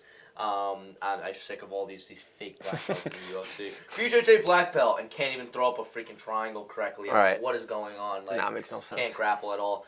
But I mean, listen, at the end of the day, I want Oliveira to win. Did I think Oliveira did win the fight? No, I think it was Arman's. I think Arman did win. I thought it was 2 rounds to 1. That should not have been a 3-round fight. Yes, but the big thing, man, should have made 5 rounds, because I think if that fight goes 2 more rounds, man, I think Arman gasses a little bit. I think Charles gets the job done. But a finish was coming. It was. But shout out Arman. He fought to his strengths. He's a great wrestler in top control, and Oliveira learned that the hard way. Even the exchanges on the feet were just awesome. That freaking what the heck's the kick called? Oh my God! I'm talking about, yeah, when he elevated his heel. I know, not an up kick. That doesn't make sense. No, up kick is you guys know exactly what we're talking about. That kick where he just got all the way flexibility up and was down. ridiculous. Unreal. And Charles is 4 inches taller than him too, or 3 inches taller than him. So. Yeah. So he's an animal. I think he's obviously going to be next in terms of the Islam Poirier winner. Spoiler alert, Islam. But yeah, it's a great fight. It lived up to the hype, and I love you, Charles Oliveira, forever. You could go on a Tony Ferguson run and lose every fight, and you'll still be one of my favorites, just of all time, just because of that 11-fight win streak and that run you went on, 10 finishes, man. Charles Oliveira is one of those guys that is going to go down as one of the all-time greats, and most finishes in the UFC. What more can you say about the guy? He's amazing. I've done enough Charles Oliveira glazing. I'll let Aiden talk now, but I love this fight. I love both these guys, and I was just very content. Again, my only issue is what Aiden mentioned. Should have been 5 rounds, but again, I guess they didn't want the fight card to end at 3 a.m. I don't give a shit. I would have been up. Exactly, I don't give a shit, but maybe it was a UFC thing. But either way, great fight by both gentlemen. I think the right guy won. I don't think it should have been a split decision. I think it was clear 2-1, and that's me being a bigger Charles Oliveira fan than Arman. But love both guys. Great fight. Joe explained everything really well. I think Arman. The thing with him is everybody thinks that he's the guy to beat Islam, and I was really high on that. But the fact that he got, put in 2, match-ending or fight-ending submissions, especially one at the end of the 3rd and the one at the end of the 1st, Islam obliterated Oliveira and challenged Oliveira to his own game. After he knocked him down, he put him in the arm triangle and finished the fight. Islam is a lot stronger than Oliveira. He'll look to find a submission or a finish, really. Islam's not a boring fighter by any means. So I think Arman's going to have to do some work. Yes, they fought, but this was also over 5 years ago. I mean, both guys are different fighters than they were back then. You can't gauge a fighter off of who he was 5 years ago. I mean, I think that's just stupid to go into a fight with that mentality. But yeah, Arman, he definitely deserves a fight against Islam or Poirier. I think Joe and I are in agreement that it's going to be Islam. Yeah. That fight will probably be a main event in Abu Dhabi because Islam always fights in Abu Dhabi. Islam deserves it. I think people are a little too disrespectful towards Charles because I think people are like, oh, Charles is done. How is he done? Yeah, he lost to Islam. everybody's lost to Islam basically, besides the one I don't even forgot who he's lost to, but I remember that finish. He got put to sleep. But again, that was fucking 6 years ago or whatever. It was a long time ago. And then he knocked out Beneil, and then he lost a split decision to Arman. If that fight was 5 rounds, who's to say that Charles couldn't have found the finish? Because he didn't look to be in severe trouble. I think Charles is definitely still a contender in his own right. So yeah, Charles, I hope he fights again before the end of the year against I don't even know who. Renato called him out. I don't think that fight makes sense. I think Gamrot at this point would be perfect because Gamrot, he's won a bunch of fights. He's beat Arman. I know he dropped the decision to Beneil, but Beneil, again, Beneil's on a skid right now. He's lost 2, but he's got finished brutally in 2. But that fight makes perfect sense because as much as I don't like Matus, if he can go out there and beat the former champion in Charles, I don't think it's going to happen. But if he did, there's no reason he shouldn't fight for the belt next because Poirier, this is going to be his 3rd shot at the belt. Gaethje, we're going to talk about it momentarily, but that fight just set him back as far as fighting for the belt. What other option is there for Matus? He shouldn't be fighting down, and Charles shouldn't be fighting up. Yep. So that's the fight to make, in my opinion. Kudos to both guys. That's it. That's all I got. Yeah. Hear me out though. I mean, listen. I think Matus Gamrot deserves the Oliveira fight just because of the win streak and obviously not the most exciting guy. Neither of us are big fans, but that is the most deserving fight. But Oliveira Gaethje too. I think Gaethje needs to take some time off because that was a pretty. He got before the knockout. He got pieced up a lot. But I think Charles may take some time off. I think he doesn't come back till maybe late this year. He's also having the kids, so I think he's gonna want to spend some time with his family at this point.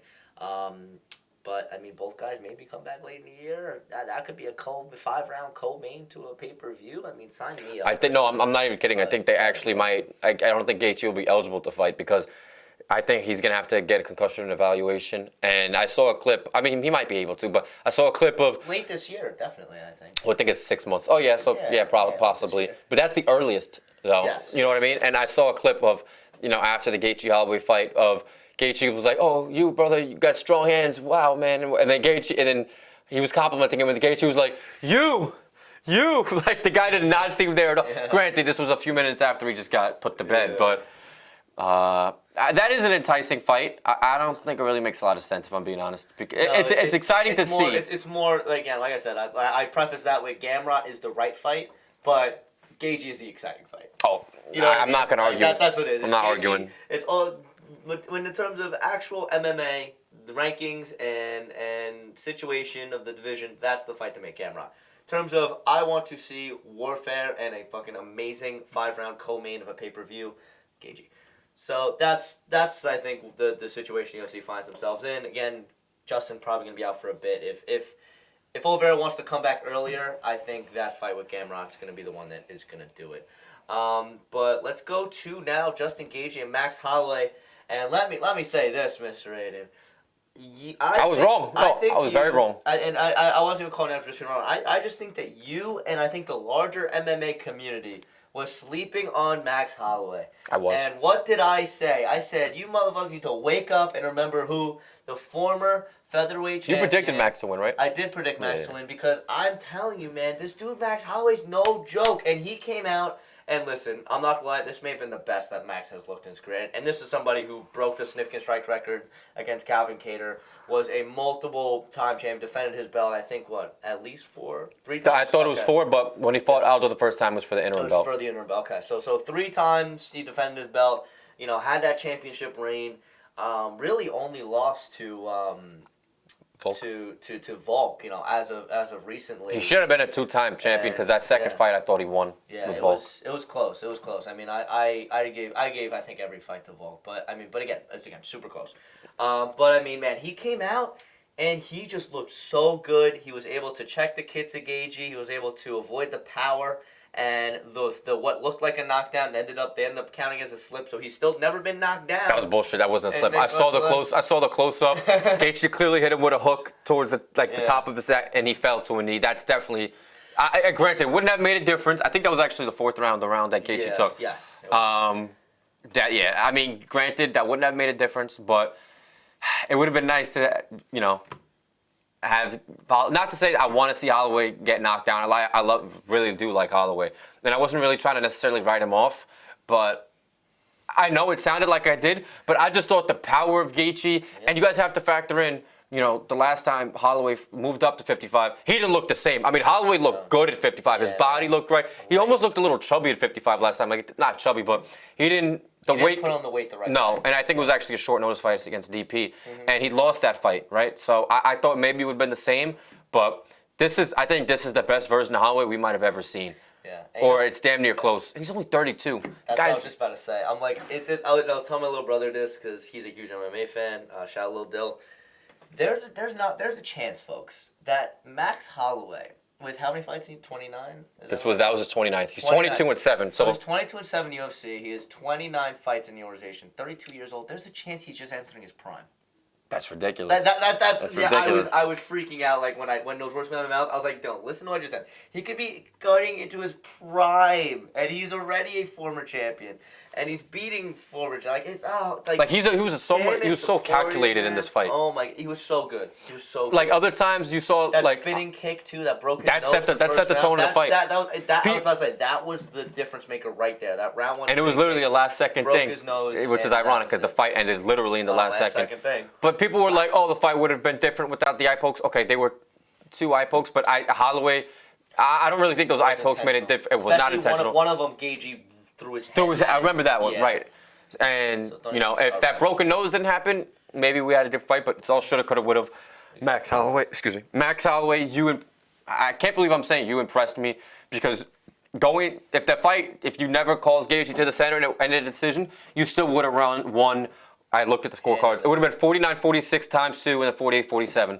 And I think 49-46 was the right call. Yeah. So, I don't even know what looks better. You sleep in Gaethje or you 49-46 in Gaethje? Obviously, the knockout does. Yeah. But I'm just saying, as far as a dominant performance like you had, and he looked unscathed. Oh, he didn't look. He was unscathed after that fight. He had maybe a little red on his nose and on his lip, but whoever finishes a fight with Gaethje unscathed, nobody. And I got two things. One of them, and we'll go back to that center. Like, it was the most beautiful ending to a BMF fight I think ever. Like this. A BMF fight? I mean, there was only three. Yeah, I hate the BMF title. I think it's all bullshit and just like a marketing ploy. And it was great for the Diaz Masvidal fight. I liked it because it was something unique. It was fun. Had The Rock give him the belt. That's cool. But it should have ended there. The last one with Poirier was just so they can headline a main event with a fight with a belt, which I thought was bull. And then this one for 300. But is there a badder motherfucker than Max Holloway? Like, he is winning the fight 3 or 4 rounds to 1, and very clearly on the scorecards, as Aiden mentioned. He was winning that 5th round regardless. He was going to win the fight and win that last round. And there's 10 seconds left, and he says, like he did in his, I forget the guy's name. Ricardo Lemus. I looked it up. Ricardo Lemus, yes. In that fight, he said, let's fucking go, motherfucker. Let's stay in the middle. Let's trade against the guy who has some of the heaviest hands in mixed martial arts. And you know what he does? He knocks him out cold, face first with 1 second left. That's some bad motherfucker. I think that's the best knockout I've ever seen. I know people said maybe the Leon, which is up there as well, but because they were both knocked out cold. It's close, but the fact it is tough because Leon was losing that fight with a minute left. But the fact that this was literally a last-second knockout, and Holloway risked it with the guy in Gaethje being up multiple rounds on the scorecard. It's honestly a coin flip. I'm not opposed if you say Leon, but I think those two, in my opinion, are top 2. Top 2, and and especially if you're saying like the last 5 years, all time. I also think it's probably in the top 3. Top 3, but, sure. Top 2 in the last 5 years for sure. And I mean, Max Holloway, man, what more can you say? What a performance. Can I just say? Can we get into the whole ranking BS? Let's go. We're gonna finish with the fight card, and then we're gonna go to the rankings. All right, fine. We'll go with the because I want to talk every single person ranking after. I had one more thing, but I think I forgot. But if it comes to me again, I'll say it. But I mean, shout out to those 2 warriors, man. Max Holloway, last second knockout. What more can you say? He's going to be that him versus Topuria is gonna do numbers. Topuria, I mean, I know people are clowning. Like, he did look, I'm not gonna lie. Good. But, like, I know people were clowning, what's his name, Topuria, in terms of like looking scared. I don't think he's scared, but I mean, I think he's a little nervous though. Like I mean, that Max performance. I think we're gonna see a lot of wrestling from Topuria. Is what I'm gonna have to say there. I don't think he's gonna want to stand with Max, and this is somebody in Topuria who I think has great stand up. But Max just looks when he gets in that flow state on the feet, man. He's one of the best boxers in the UFC, and you know, so he's said that on multiple occasions. So it's not like this is nothing new. But shout out Max. I just don't know how that weight cut's going to affect him. That's the only thing I'm a little like iffy on between him and Topuria. I mean, that's his natural weight. It is his natural weight, but he looked like lean at 55. He looked really like he should be a normal 55er. So I don't know. I mean, I'm sure he'll make 45 no problem, but I don't know. Maybe I'm wrong because, like I said, when he was a little fluffier going to 55 for that one fight, it didn't seem like a problem. I feel like it would have been less of a problem for him to drop to 45. But for him to put on muscle and have an extensive camp and dedicate this weight bump the way he did, you know what, Max is a professional. Probably won't affect him too much. I can't wait to watch that fight. Because like I said, do you agree that he triumphed bulk as far as fighting it? Yeah, he did. He passed him, and I think passed him with flying colors. And you know, I was somebody who after the Volk fight and loss, I was saying, gotta get Volk back in there. Gotta get Volk back in there. But honestly, let these two duke it out and let Volk fight the winner. I don't think Volk has to fight anybody in the meantime. I think he still is deserving, but I think at this point, the hottest fight to make is going to be Max versus Topuria. Max Holloway's stock has never been higher in his entire career. Which is nuts. 29-fight career. And Topuria's obviously stock's never been higher in his, UFC's seven fights. 7-fight career? Look at that. We're on the money here. So make that happen. Make it headline in Spain. It would headline wherever. Not like bricked up at the thought of it. Madison Square Garden, I'd love. Ooh, baby, I don't care if the tickets are $1,000. I'm gonna see. I'm gonna find a way to make it. Yeah, I don't care. I'm gonna be bankrupt after my savings gone. But you know what? We gotta go together though. Yeah. Oh, well, yeah. Listen, it's done. It's done. We're there. But that would be a fight I want to see in person. Are you kidding me? That's just pure violence. Yes, it is. But now to the co-main: Zhang Weili versus Yan Zhong Yan, yeah. Every single time, I don't know why. I look at it and I get fucking so nervous, but it's not that hard.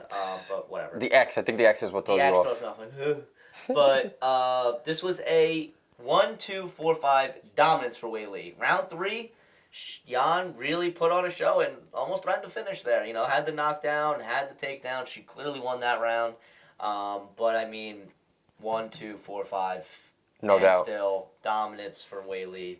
And it's just she's a problem at women's strawweight, man. I mean, we talked about it before, but outside of Tatiana Suarez, if she can get past Suarez, man, then she should contend for double. And we've discussed the whole three defenses before you contend for double champ status.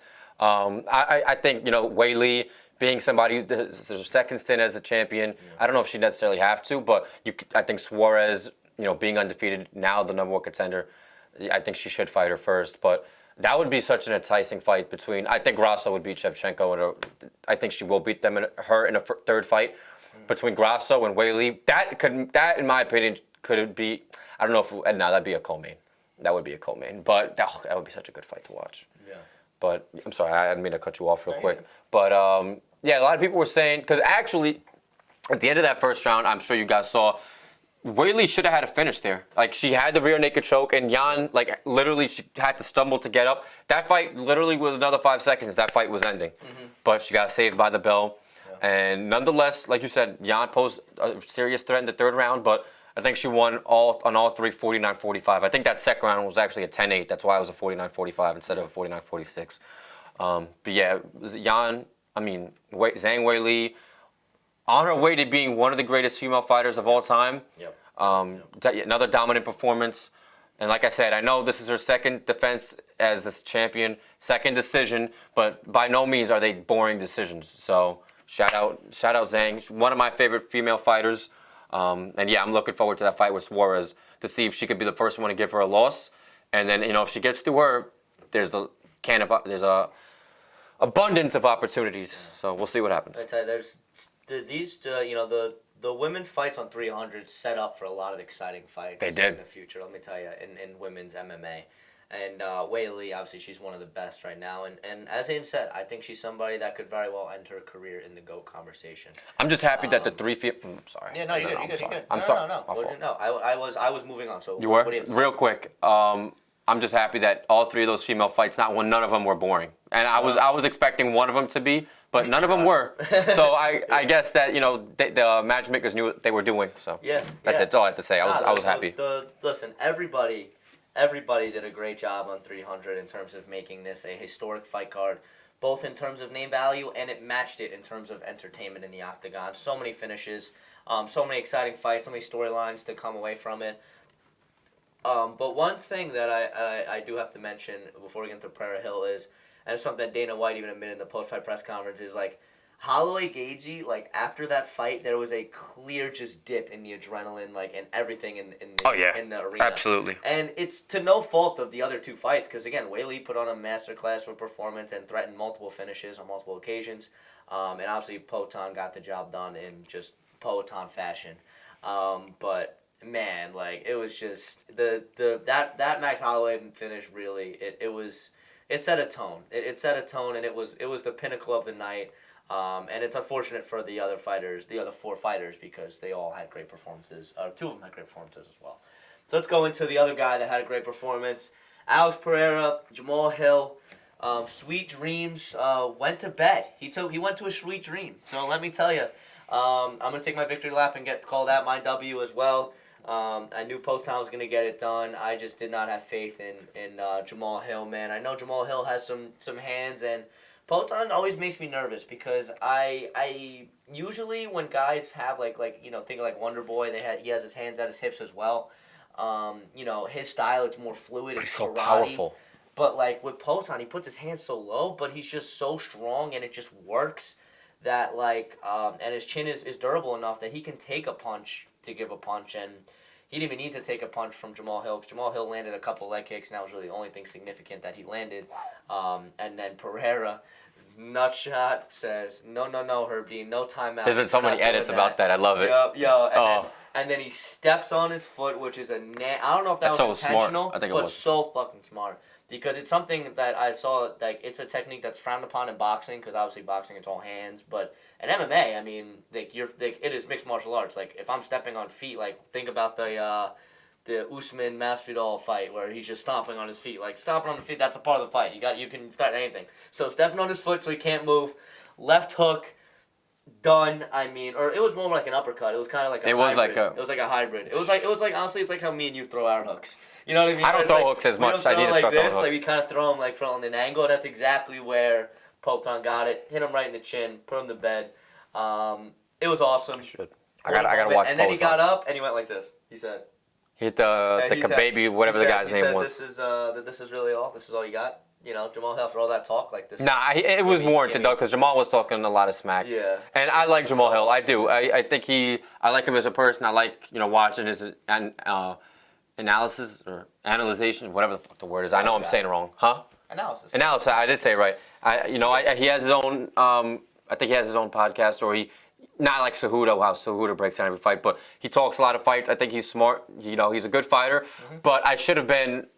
I think I was a little biased going into that fight, and I'm gonna explain why. And I'm not recanting my statement because Pereira showed he's superior. But when you look at Jamal Hill, right, like. He beat a 42-year-old Glover Teixeira, and Glover was 11 years a senior. Granted, he beat Glover. Glover was great, but that, I don't know, man. When you're beating a guy who's that old, it's kind of hard to really give you your flowers there. But he did put on a dominant performance.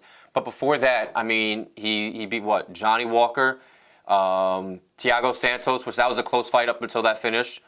So he hasn't beaten anybody with the exceptional Glover. An aged Glover with significant name value. Adesanya is 7-. I'm sorry, Adesanya. Pereira is 7-1 in the UFC, and I don't think there's ever been a greater 8-fight start to anybody's career, and I don't think there ever will be. He's beaten 5 champions. He's beaten Strickland. He's actually finished Strickland in the first round. He finished Adesanya, and at first I thought that finish was a little premature, but I've watched that so many times. When your head is down facing the mat and you're bobbing back, anything more than that is going to be severe damage. So that was a warranted stoppage. Because that stoppage as well, like he was 10 seconds away from just being on the canvas flat line. Right. So and at the end of the day, he helped him out. He did him a favor. Right. Mark Goddard at times is a little questionable, but at the end of the day, these referees are looking out for the health and long-term health of these fighters, so it was warranted. And then he finished Yuri. He beat Jan Blachowicz. It wasn't an enticing fight, but he beat him. And then he ended up finishing Jamal Hill. So Pereira, honestly, in his 8-fight career, if he can rack up, one or two more defenses, and then if he becomes if somehow, I don't see it happening because I think Aspinall is the best heavyweight of all time. I know that sounds ridiculous. I think he has the potential to be the best heavyweight of all time. Let me rephrase. Yep. But if he can go out there and beat Aspinall after, I think, 2 more defenses, I'm going to stick by my rule. I think you should have 3 defenses. If he could do that, then I think he should enter the GOAT conversation. Dude, a 3-division champion? Yeah. Right. Even if he only finishes his UFC career with 12 fights in the UFC, yeah. I mean, I don't even care at that point. It's ridiculous. And actually, I wanna bring this up. I saw this earlier today. If we're making a GOAT conversation right now, and you're making the greatest MMA fighters of all time, who are you putting higher at this point? Alex Pereira or Khabib Nurmagomedov? I saw this debate earlier. Okay. And right now, I have to still say Khabib. I'm also going to still say Khabib, but it's an interesting thing because, man, oh, man, is he getting close to passing Khabib. Oh, absolutely. 2-division champion. Now has a defense of his belt where Khabib had, 4 defenses? 3 defenses? 3 defenses. But he beat Al, no disrespect, Long Island native. I love my Long Islanders, but he beat Alan Quinito for the belt. I don't really think that was... Raging out, baby. Right, no, but I don't He's selling real estate now. Shout out. Yes, no, Al doing great things, man. I respect it, but I don't really think that was a competitive fight for Khabib. I mean, I think it was like 30-26 or something like that. It was also short notice as well. 454. Oh, was it? Yeah, Raging Al took that fight. But the 3 defenses Khabib had, he was phenomenal. It sucks that he left because this is when he was really starting to get dominant.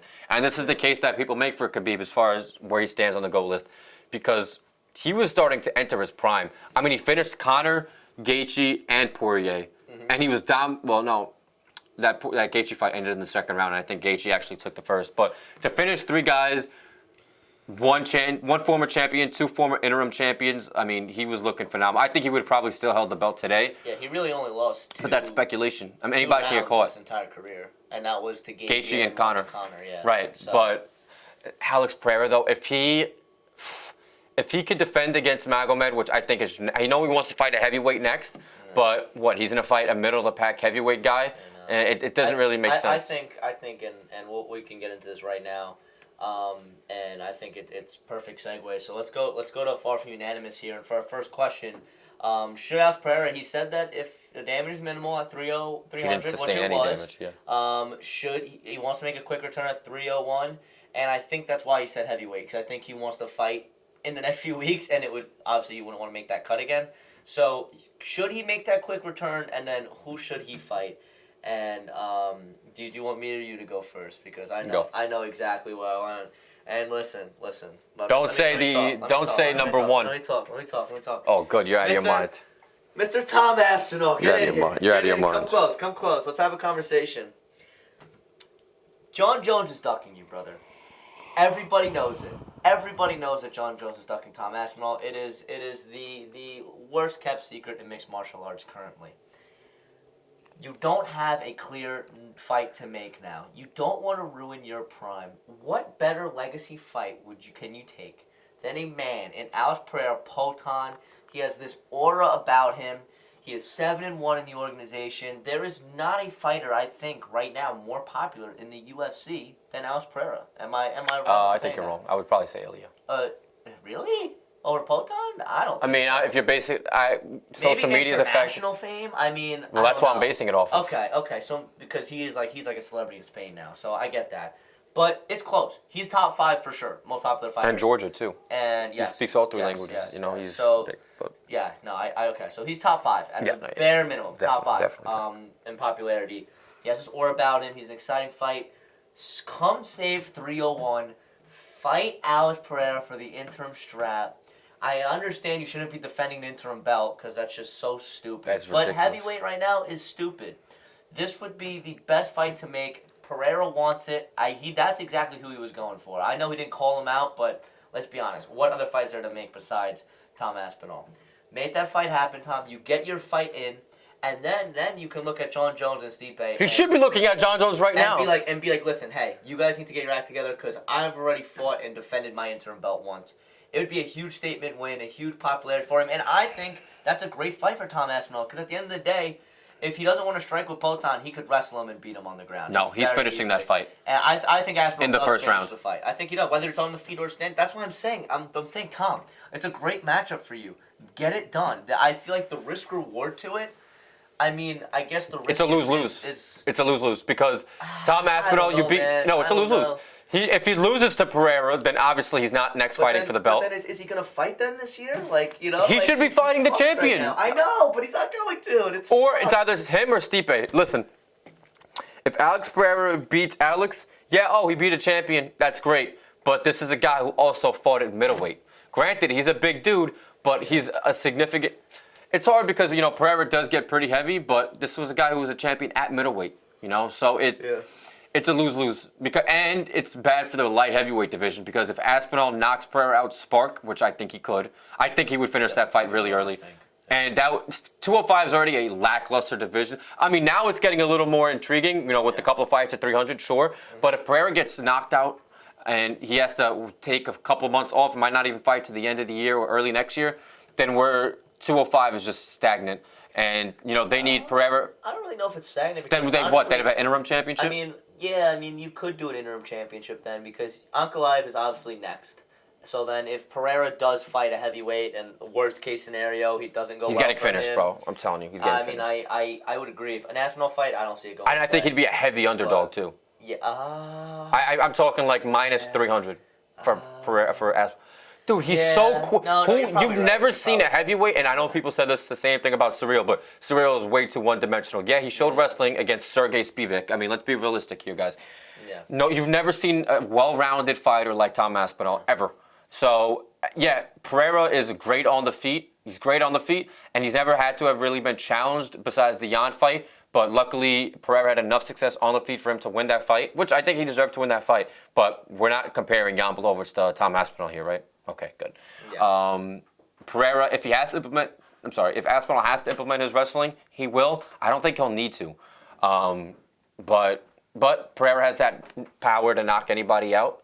I just think it would not be smart for Pereira right now. I think he should defend against Magomed. I think Magomed should take that fight at 301. I know it's short notice, but I mean, you don't really have an excuse. I don't think Poatan is good. I don't think he wants to. I think if he fights on 301, I don't think he's fighting. Then let him fight a middle of the pack heavyweight.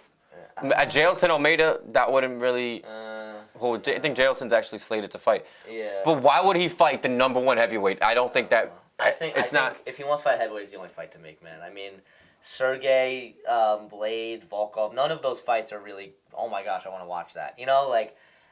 I think if he does fight a heavyweight, he fights a 301. Well, then Aspinall, Aspinall. He also put the picture of him. Aspinall also put the picture of him on Instagram staring at Pereira, which makes it kind of seem like you want to fight him. I think he does, man. I think he does, but he wants to fight. I mean, he was on MMA Hour with Ariel Helwani, and he was saying, he's like, I want to fight, man. But the UFC just ain't giving me fights. Like, I want to fight. It's fucked up. It is. There's no reason you should have to defend an interim belt. But I think Alex Pereira, listen, we've talked about Jose's return. I don't really think it's that big of a deal. And I know that's not to sound disrespectful towards Jose, because he is one of the most decorated fighters in the UFC, so I'm not knocking it for him. But, you got you lost a fight 2 years ago, and you're fighting the 14-ranked guy. So, it adds some name value to 301, which Joe and I will talk about more next week, or unless you want to talk about it today. But whatever the decision, we'll talk about it a little bit, whatever. We'll talk about it next week. Right. But I don't really think Jose's intriguing people. I mean, it's not really saving 301 the way I think it, old Jose would. If Alex fights on 301, I'm buying that pay-per-view, no doubt. And even besides that, 301 is just kind of lackluster. So I would love for Alex to go out there and save the card. And Alex, he's been so active. I mean, he's only been in the UFC 2.5 years. And I think next month would mark, because he debuted November of 21. Yeah, so 2.5 years. And he's already fought 8 times, which is ridiculous. He loves fighting, man. And I love him for love to fight. Yeah. But I just don't think it's smart for him to go out there and take Aspinall on short notice, because I think it'd be bad for him. But if he does, man, I respect it. If he gets that finish, I mean, fucking hell. I mean, that would end the conversation of terms of like him and Khabib. And like that would put him way past Khabib. That would put him The only thing right up there with your goats of John the only Jones other fighter that's ever gotten finishes in 3 weight classes is Conor McGregor. Yeah. He did get finishes at 45, 55, and he knocked out Cowboy in 40 seconds. There's no comparison. No, I'm just saying. Like the caliber of fighters. Right. Those three compared to Pereira. Are you fucking shitting me? No, I agree, but I'm just saying he'd be the only fighter to achieve that. Yeah. And then he'd be the only other because if you beat Aspinall at heavyweight, there's no reason you shouldn't contend for the belt at heavyweight. But that's the thing. He should be defending his belt. I think 1 or 2 more times at light heavyweight. So. Yeah. Because then we're just contradicting ourselves, Joe. We said these guys should be defending it 3 times. We did say that there are special circumstances. I think we did say that. I mean, I'm gonna be a man of my word. You may be more rigid than me. I think this is a perfectly special circumstance. 301 is a garbage card. Pereira won his belt and now defended his belt against the number 1 contender. There's only one guy who's a clear contender next, and he's not somebody who's like super exciting and has incredible name value. Who? Ankalaev. Oh, I don't know why you're talking about Aspinall for something he's fucking very exciting. Pereira. So there's no one who's like a super exciting fight for him next. I mean, Ankalaev deserves it, but he's not crazy fight. And again, we're telling them to make a month turnaround. So after a big win, so of course he'd be fighting up. And I mean, what a better fight than Aspinall. But again, this is all hypothetical. Tom, if you did that, and Pereira, if both of you gentlemen signed the dotted line and made that happen, you guys, both are just. Badass motherfuckers. Not that you aren't already, but I mean, that would be one of the craziest turnarounds and quick promotions. To headline back-to-back cards, no one's done that before. And I don't know. That should main event Pantoja. I don't know if anyone would do that again. Oh, it would definitely triumph right over that. They might take they'd forget about that fight. Any marketing they had of that fight, throw it right out the window. There's not really been much marketing. Exactly, because they know that's going to be a weak fight card. Yeah. Either way, I mean, it's a fever dream, but Pereira talked about it. Aspinall may be interested, and I would just love to see it. But that'd be something to monitor these next few weeks as we get closer to 301. 301 is shit. Because, yes, 301 is shit, and we will break it down in 2 weeks when it comes No, we will. Well, I'm just looking at it. But let's go another far from unanimous question. Oliveira took the L, but do you think he has another title run in him after the loss, or was that too far of a setback for Charles Oliveira? I don't think it is. It just depends on how active he is. Because granted, he is 34 years old. Yeah. And like you said, he has the kid now, so he might take some time off. But no, he's already beaten Gaethje and Poirier. There's no reason he can't do it again. Poirier, again, it's undeserving that, and it was perfect timing that he, obviously for those of you who know, he got, him and Islam. It was just announced. It's undeserving, but it was the perfect time for him because everybody was booked. But no, I think if Oliveira can get, one more win, a significant win against, if he can knock out Mateusz Gamrot, a guy who's on the ascension right now, even though he's lackluster, he's still on the ascension, then I think he could definitely, fight for the belt in a fight or two. So no, it's not over for Charles. It just depends on how active he is. Yeah. Because he only fought once last year. He was supposed to fight twice last year. But, he was supposed to fight Islam, but I think it was kind of bullshit. I mean, he had a fucking cut above his eye, and that's what ruled out the fight. I don't know. And whoever his training partners are, he needs to cycle them out because that's ridiculous. Yeah. You know what I mean? I think it was an accident. I think, and I'm not as harsh in terms of him pulling out because of that cut. Because, again, cuts, as we saw, even thinking about that Jim Miller fight, and there's so many fights in the UFC that you could point to, but just recently in 300, that Jim Miller fight where his eye was so compromised. Bobby Green was shoving that left hand at his left eye that was cut from top and bottom. Right, no, it was gross. The entire second and third round, and that was the big reason why those were 2 10-8s, because Jim just really couldn't see the punches coming. So, I mean, in a big fight like that, I'm more sympathetic in terms of the pullout. But I agree. I think Oliveira definitely does have another title run left in him, and I'm going to say that he does get that belt back. I don't know. I think that, and I think in the best scenario for Charles, I think he goes out, he beats Gamrot or Gaethje, whatever fight they give him next. I think it's going to be one of those G last names in terms of where he goes next. So I think Oliveira gets a W against either guy, and then I think that's enough for him to fight for the belt. And I see at that time, I called my shot at the beginning of the year. I'm going to stick to my guns. I think Arman's the guy that takes out Islam. I think he takes him out, in Abu Dhabi in October, November this year. I think I don't know if it's a finish or a decision or whatnot, but I think Arman gets it done. And then right there, if Islam needs to take some time off, that's Oliveira's title shot right there. And we saw how that fight went. Oliveira was, I think, a 5-round fight away, it being a 5-round fight away from him winning the fight and being next for Islam. So that's my path to the title. I think that's most realistic for Oliveira. Because again, he's 34. It needs to happen fast, sooner rather than later. But I think Oliveira gets back to the title. I think that's my dream scenario that I just laid out. Because again, you also have to factor in the fact that Conor may have to jump in there just because him versus Chandler if he wins. So there's obviously a lot going on. No, Conor would definitely fight for the belt next, especially if he finishes Chandler. Yeah. And I don't anticipate that going the distance at all. Oh, no way. No way it goes the distance. Under on that fight. 100%, and it's probably going to be not a good under because I'm sure a lot of people are expecting it. It's probably going to be like. But the thing is, though, if Islam could, he beats Poirier and then he defends in Abu Dhabi against Arman. I think that would kind of set Charles back a little bit because Islam he's shown a lot of interest in defending the belt at 170 or fighting for the belt at 170. Yeah. 4 defenses is that surpasses my criteria, and I think that's deserving. Even though his 2 defenses was against the 45er, I mean it is one of arguably the best 45er of all time, and he beat him twice. And if he can finish Poirier and then or Arman, there's no reason he shouldn't be able to contend for double champ. Yeah. So that's fair. But my scenario was that Islam loses. So, right, of course. So, yeah, but listen. But Leon also should defend his belt first again before that even happens. Yeah, Oliveira definitely has a shot, though, so I give, I wouldn't discount Bronx at all. Nor should anybody, because that man's career, listen, he was told at 8 years old he's never going to walk again, and he is one of the baddest motherfuckers walking on planet Earth. I love me some Charles, I love his story, and I'm rooting for another title run, baby. Like, give me Bronx all day for another run. I think that loss is a minor setback for another major comeback.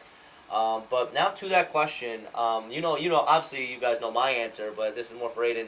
Does Arman provide the biggest threat to Islam to date in his title reign? And if not, who do you think is that biggest threat to Islam's strap? Because let's be honest, I don't think neither of us agree that it's Poirier or.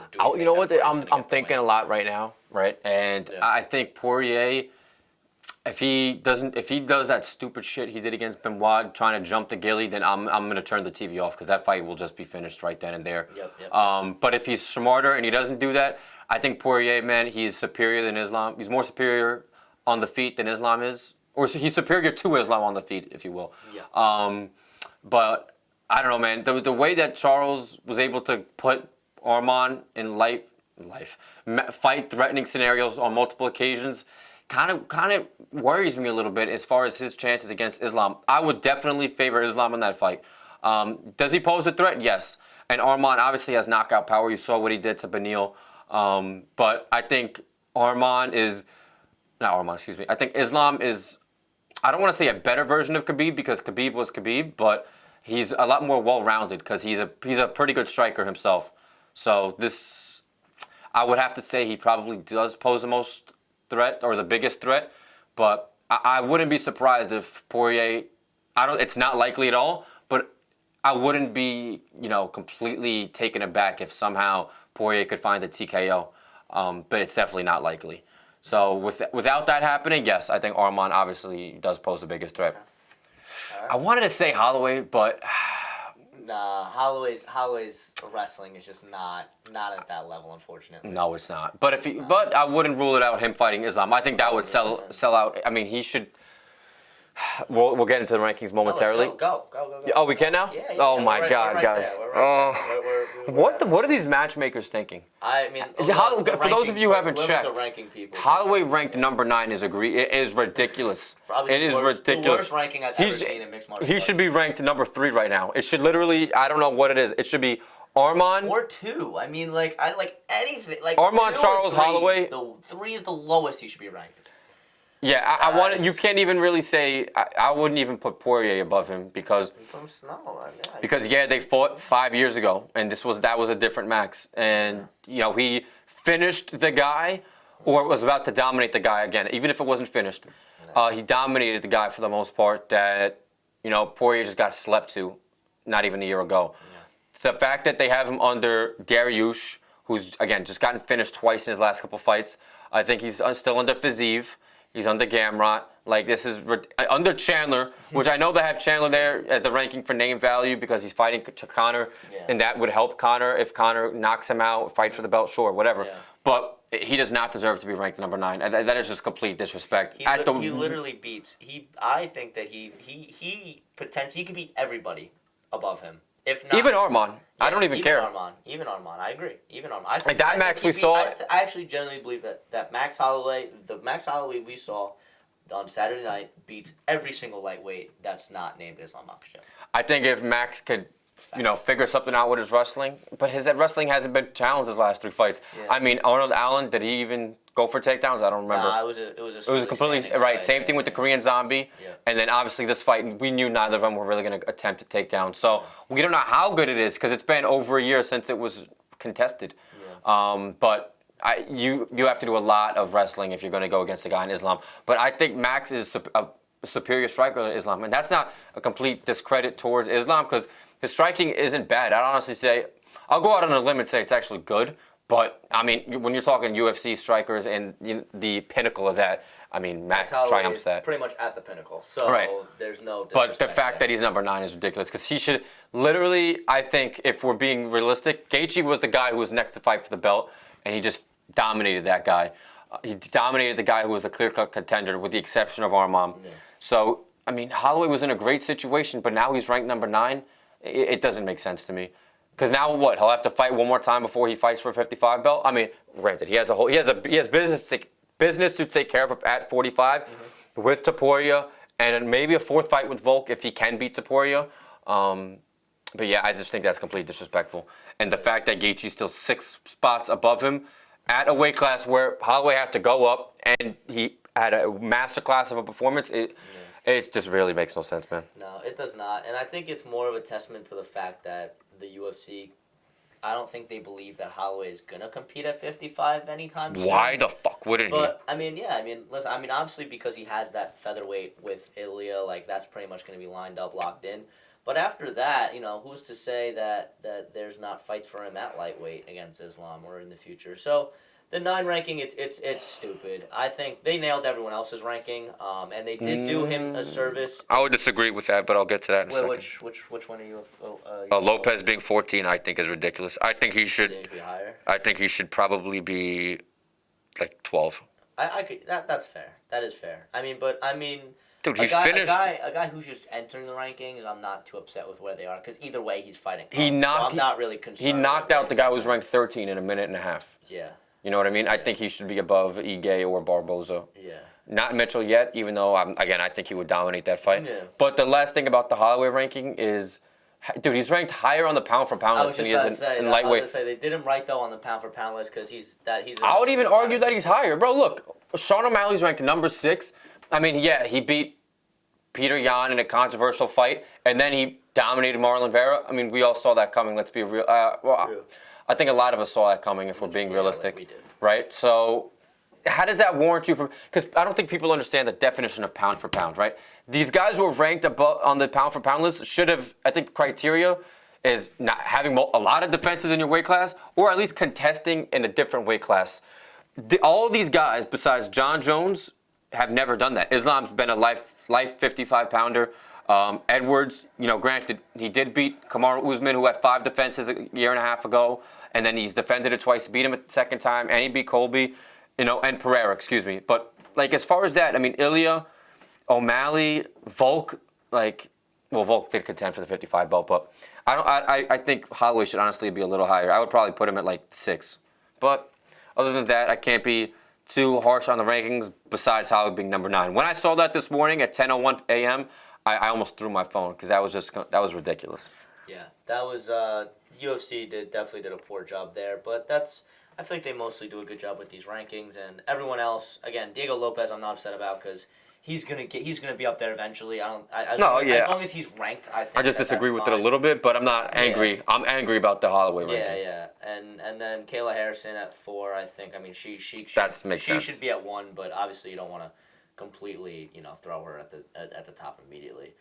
So as we mentioned with UFC 302 time and time again, Dana in the post-fight press conference announced 2 cards: 302 Islam Makhachev versus Dustin Poirier. That's going to be June 1st, and that is going to be the main event. The co-main, 5 rounds: Paulo Costa versus Sean Strickland.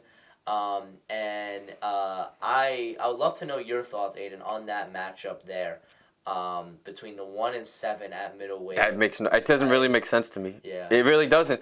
Unless they're offering Strickland the heavy bag, I think they're disrespecting Strickland a little bit. And you know what it is? It's yeah, Strickland has a big mouth. He says a lot of crazy shit. But like, I mean, no, it doesn't make any sense. I'm trying to think of the Yeah, it's an intriguing fight, sure, but chances are I think Strickland's just gonna jab his way into a 49-46 or something like that. I think he'll. Right.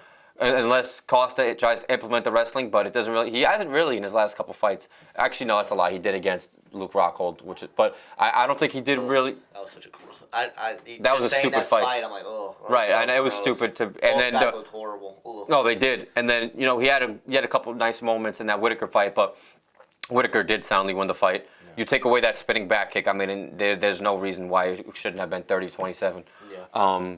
But you're fighting. He's fighting the number 1 ranked guy, right? Again, after losing to the number 3, he's getting an even bigger opportunity to fight the number 1 ranked guy, and the guy, in my opinion, who should still be the champion. I think he won that fight 3-2 soundly. I think you could make an argument 4-1, but I am not going to dispute 3-2 Strickland. It just doesn't make sense. I think if anything, he should have to be fighting a guy who should be fighting for the belt next in Strickland. Because I think he should only be 1 fight out from the a rematch against Duplessis or the champion, and like Adesanya, because Duplessis is probably going to fight Izzy next. Yeah. But yeah, the fact that they're giving Paulo Costa, a guy who's literally I think there's 4 fighters who should fight for the belt above him, and being Strickland, Adesanya because of name value, Whitaker because he just beat him, and Jared.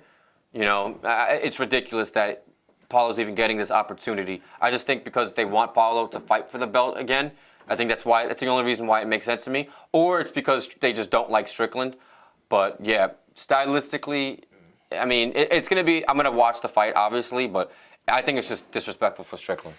No, I think, and it's a little bit of both those factors that you mentioned. The fact that the UFC, even when he was champion, you could tell they just did not want him as champion. Just because he's too.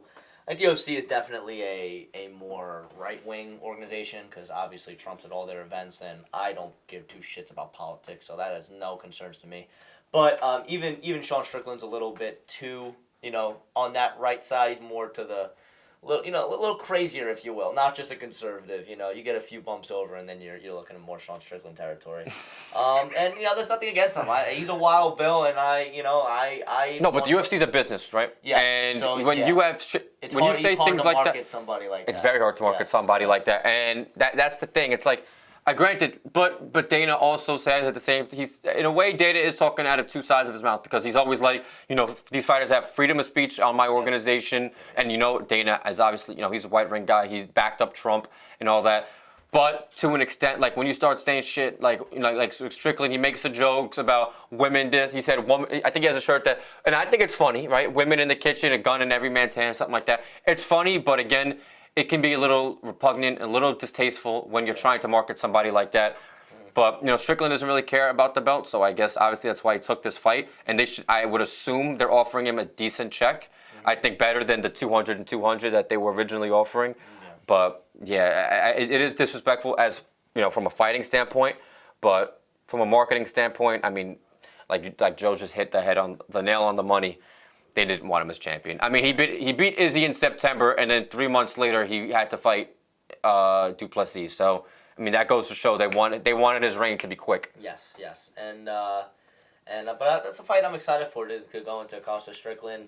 I think that it's Costa has that puncher's chance, but as Aiden mentioned, man, Strickland poses such an interesting threat on the feet that really can't be replicated in terms of the way that he just kind of his stand-up defense is throws it out there, in that Philly shell, and he has power, like he's able to finish fights. So, for 5 rounds, I think it's either going to be a quick finish for Costa or a late finish for Strickland, like round 4 or 5. Because that's Costa, if he doesn't gas out.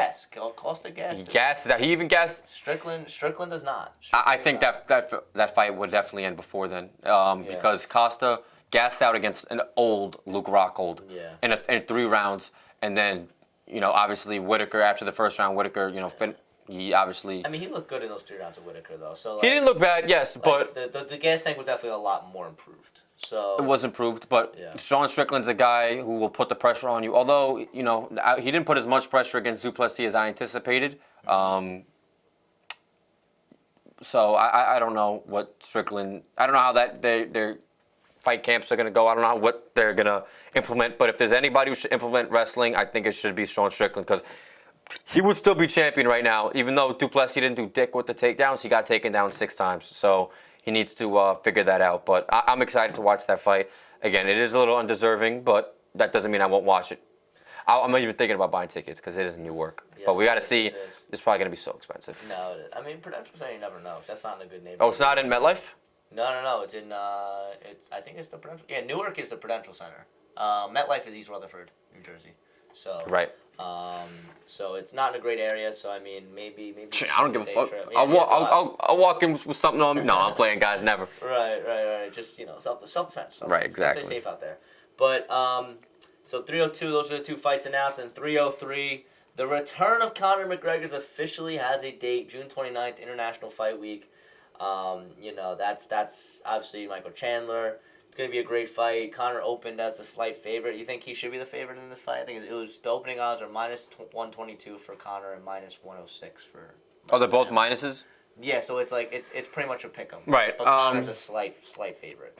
Yeah, I'm not opposed to it, especially because it's at 70. Conor's not gonna have to make as as extensive of a cut as he usually has. And I don't think Chandler's making any cut. I think he walks around like 180. Chandler walks around. I think I saw an older clip where he stepped on the scale and his regular clothes, but still you take away 3 pounds at like 190.6. So it's not gonna be hard. But I think it all depends on the type of Chandler the type of McGregor we get. Yeah. I don't know how serious he's going to be taking this fight. I know he's going to make a shitload of money because, it's Conor McGregor. But I think it should be a pick 'em. I don't think Chandler should be a heavy favorite because you have to remember Chandler is 2-3 in the UFC. Yeah. He's dropped and he's gotten finished in all 3. Well, I'm sorry, no, Gaethje, in my opinion, 30-26 him. But yeah, we'll see. I think these odds are reasonable. But I think as we get closer to the fight, it'll probably be a pick 'em. I think it'll be a pick 'em. Yeah. So we'll see what happens. But I'm happy that it finally was announced. I mean, this fight should have happened a while ago, but McGregor did have the whole obligation with the Roadhouse movie, so I understand it. But yeah, it's about time because, my gosh, if McGregor gets a finish against Chandler, I don't care if it's deserving or not, he'll fight for the belt next. Yeah. And oh gosh, whoever he fights, whether it's Islam or Leon. No, Leon wouldn't make sense because Chandler's ranked 7 at 55. But even still, I don't think Leon would deny that fight. Just any McGregor championship fight would blow the roof off the venue that it's held at and have a shitload of sales. And at the end of the day, that's what Dana wants. Yeah. But yeah, money, baby. Dana Krabs. I'm looking forward to watching it though. Yeah, no, it's gonna be a banger. That has to be the main event though. Yes, of course. Because they might have another title fight on that card, but. I don't know. I usually when it's like this, they don't put title fights. They put like number 1 contenders under him, or honestly, they just make the card shit. But it's International Fight Week. They should probably have some great fights under there. That's what I'm saying. But either way, it's an exciting one. And June, man. June 29th. That's not too far from now. Yeah. So think about it. 302 is June 1st. The Saudi Arabia fight night with Whitaker and Hamza with all of those big fights are the 22nd. Not even gonna be here. And then 303 is June 29th. So that's what we have in June, and there's a fight night sprinkled in there that they haven't even, they don't have. Oh, there's another fight night coming? There has to be. I mean, they're not going to take 3 weeks off between. That's 2. 302. Was that the second or the first? Yeah, 2. So it'll be 2 weeks off. So June 1st to 22nd, that's 2 weeks. No, that is 3 weeks. I'm sorry, I thought it was June 7th. Yeah, no, so you're right. 3 weeks. They have to have so they're going to have at least 1 or 2 at the fight Apex. nights in there. At the Apex. Probably at the Apex, but still, June. To have 4 to 5 events, I mean, and 3 of them are these 3. Ooh, it could be one of the best months ever for. No, I absolutely agree. I'm looking forward to it. That's gonna be and it's right around the corner. We're in April. We're 2 months away. Oh my goodness, I'm hyped. I'm excited. It's gonna be awesome. So much to look forward to in mixed martial arts. But, absolutely. To wrap up today's show, we got one more thing to do, and it is Champ or Chump, and it is a guy that we talked about early in the show because he fought early on 300 and he looked amazing. So Champ or Chump, Aiden, to close things out today, because again, there's no fight card next week, so we're not going to break down Nicolau and Perez. Diego Lopez, talk to me. Champ or chump? Champ. I'm gonna go and say champ. I really like do it. think it. I really think it's possible. The only thing is, 45 is so stacked. Yeah. 45 is so stacked, and with Holloway entering his prime, it sounds like, and Topuria looking untouchable. I think I know he dropped the first loss of his UFC career to Evloev, but I mean it was expected, and he still looked really good in that fight. I'm pretty sure he took that one on short notice too. He did. No, literally like a week notice. I think he was supposed to fight. I want to say it was Bryce Mitchell he was supposed to fight. I forgot if you look up who Moscar was scheduled to fight, it'll probably say he was canceled. I think it was Bryce Mitchell. Yeah, you're right. Yeah, but like Diego, man, he's on such a great run right now. And I know the names of the opponents, prior to Sadiq weren't like with that much like notoriety behind them, but getting 3 finishes in a minute and a half, I mean, you can't deny the statement this man's made. Again, we haven't really seen his wrestling tested too much besides the Evloev fight, but I'm sure he's constantly evolving. He's only 30 years old, but the thing is, he's only 29 or 30. But I forget that Topuria is 27 and Holloway's only 32. So it's going to be interesting. I definitely think that Lopez will contend for the belt probably late next year if he gets 2 or 3 more wins.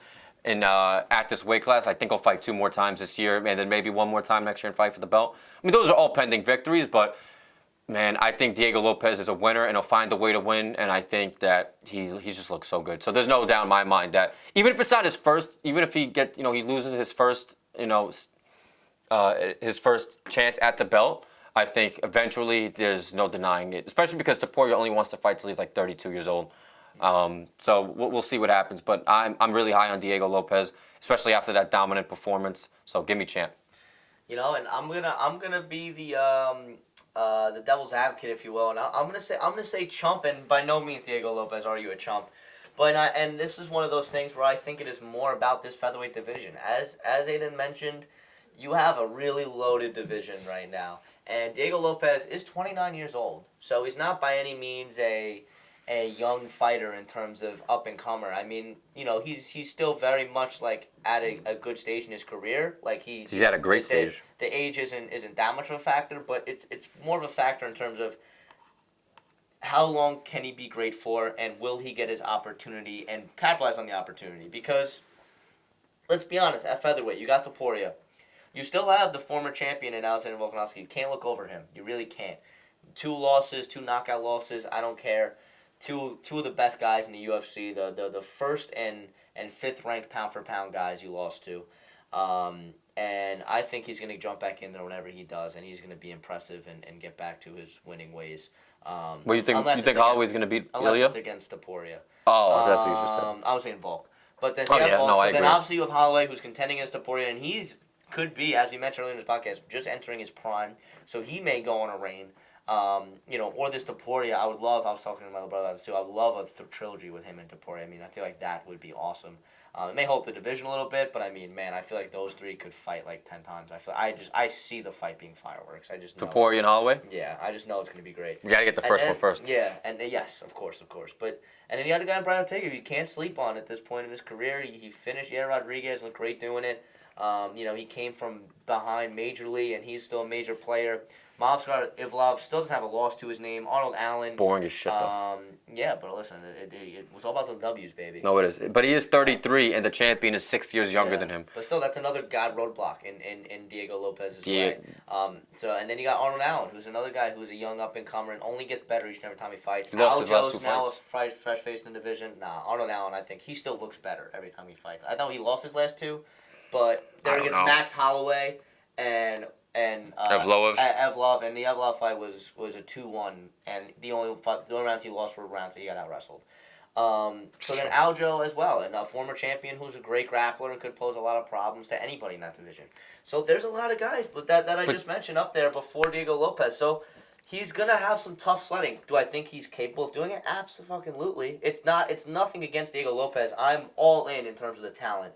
But sometimes there's great fighters who just never touch gold, and sometimes it's just not their fault.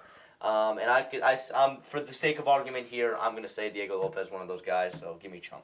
Okay, I was just looking at Diego Lopez. He's 24-6, and he has 22 finishes. So he's only had 2 decisions in his career. Woo! So this guy doesn't come around to just wrestle fuck like Aljamain and coast to a victory. No disrespect, Aljo, but I mean, after that performance, that's every fighter. You know, there's a stigma that goes around. Every fighter is as good as their last performance, and that literally, Aljamain, you fed into the stigma of you just wrestling and being a boring fighter. Yeah. So Diego Lopez, man, you're never gonna expect a boring fight with him because again, 24 wins. 22 not finishes. That's ridiculous, and it's pretty even too. I think it was 10 knockouts, 12 submissions, something like that. So, I mean, that just shows how well-rounded he is. But he is in the UFC now. This is the best.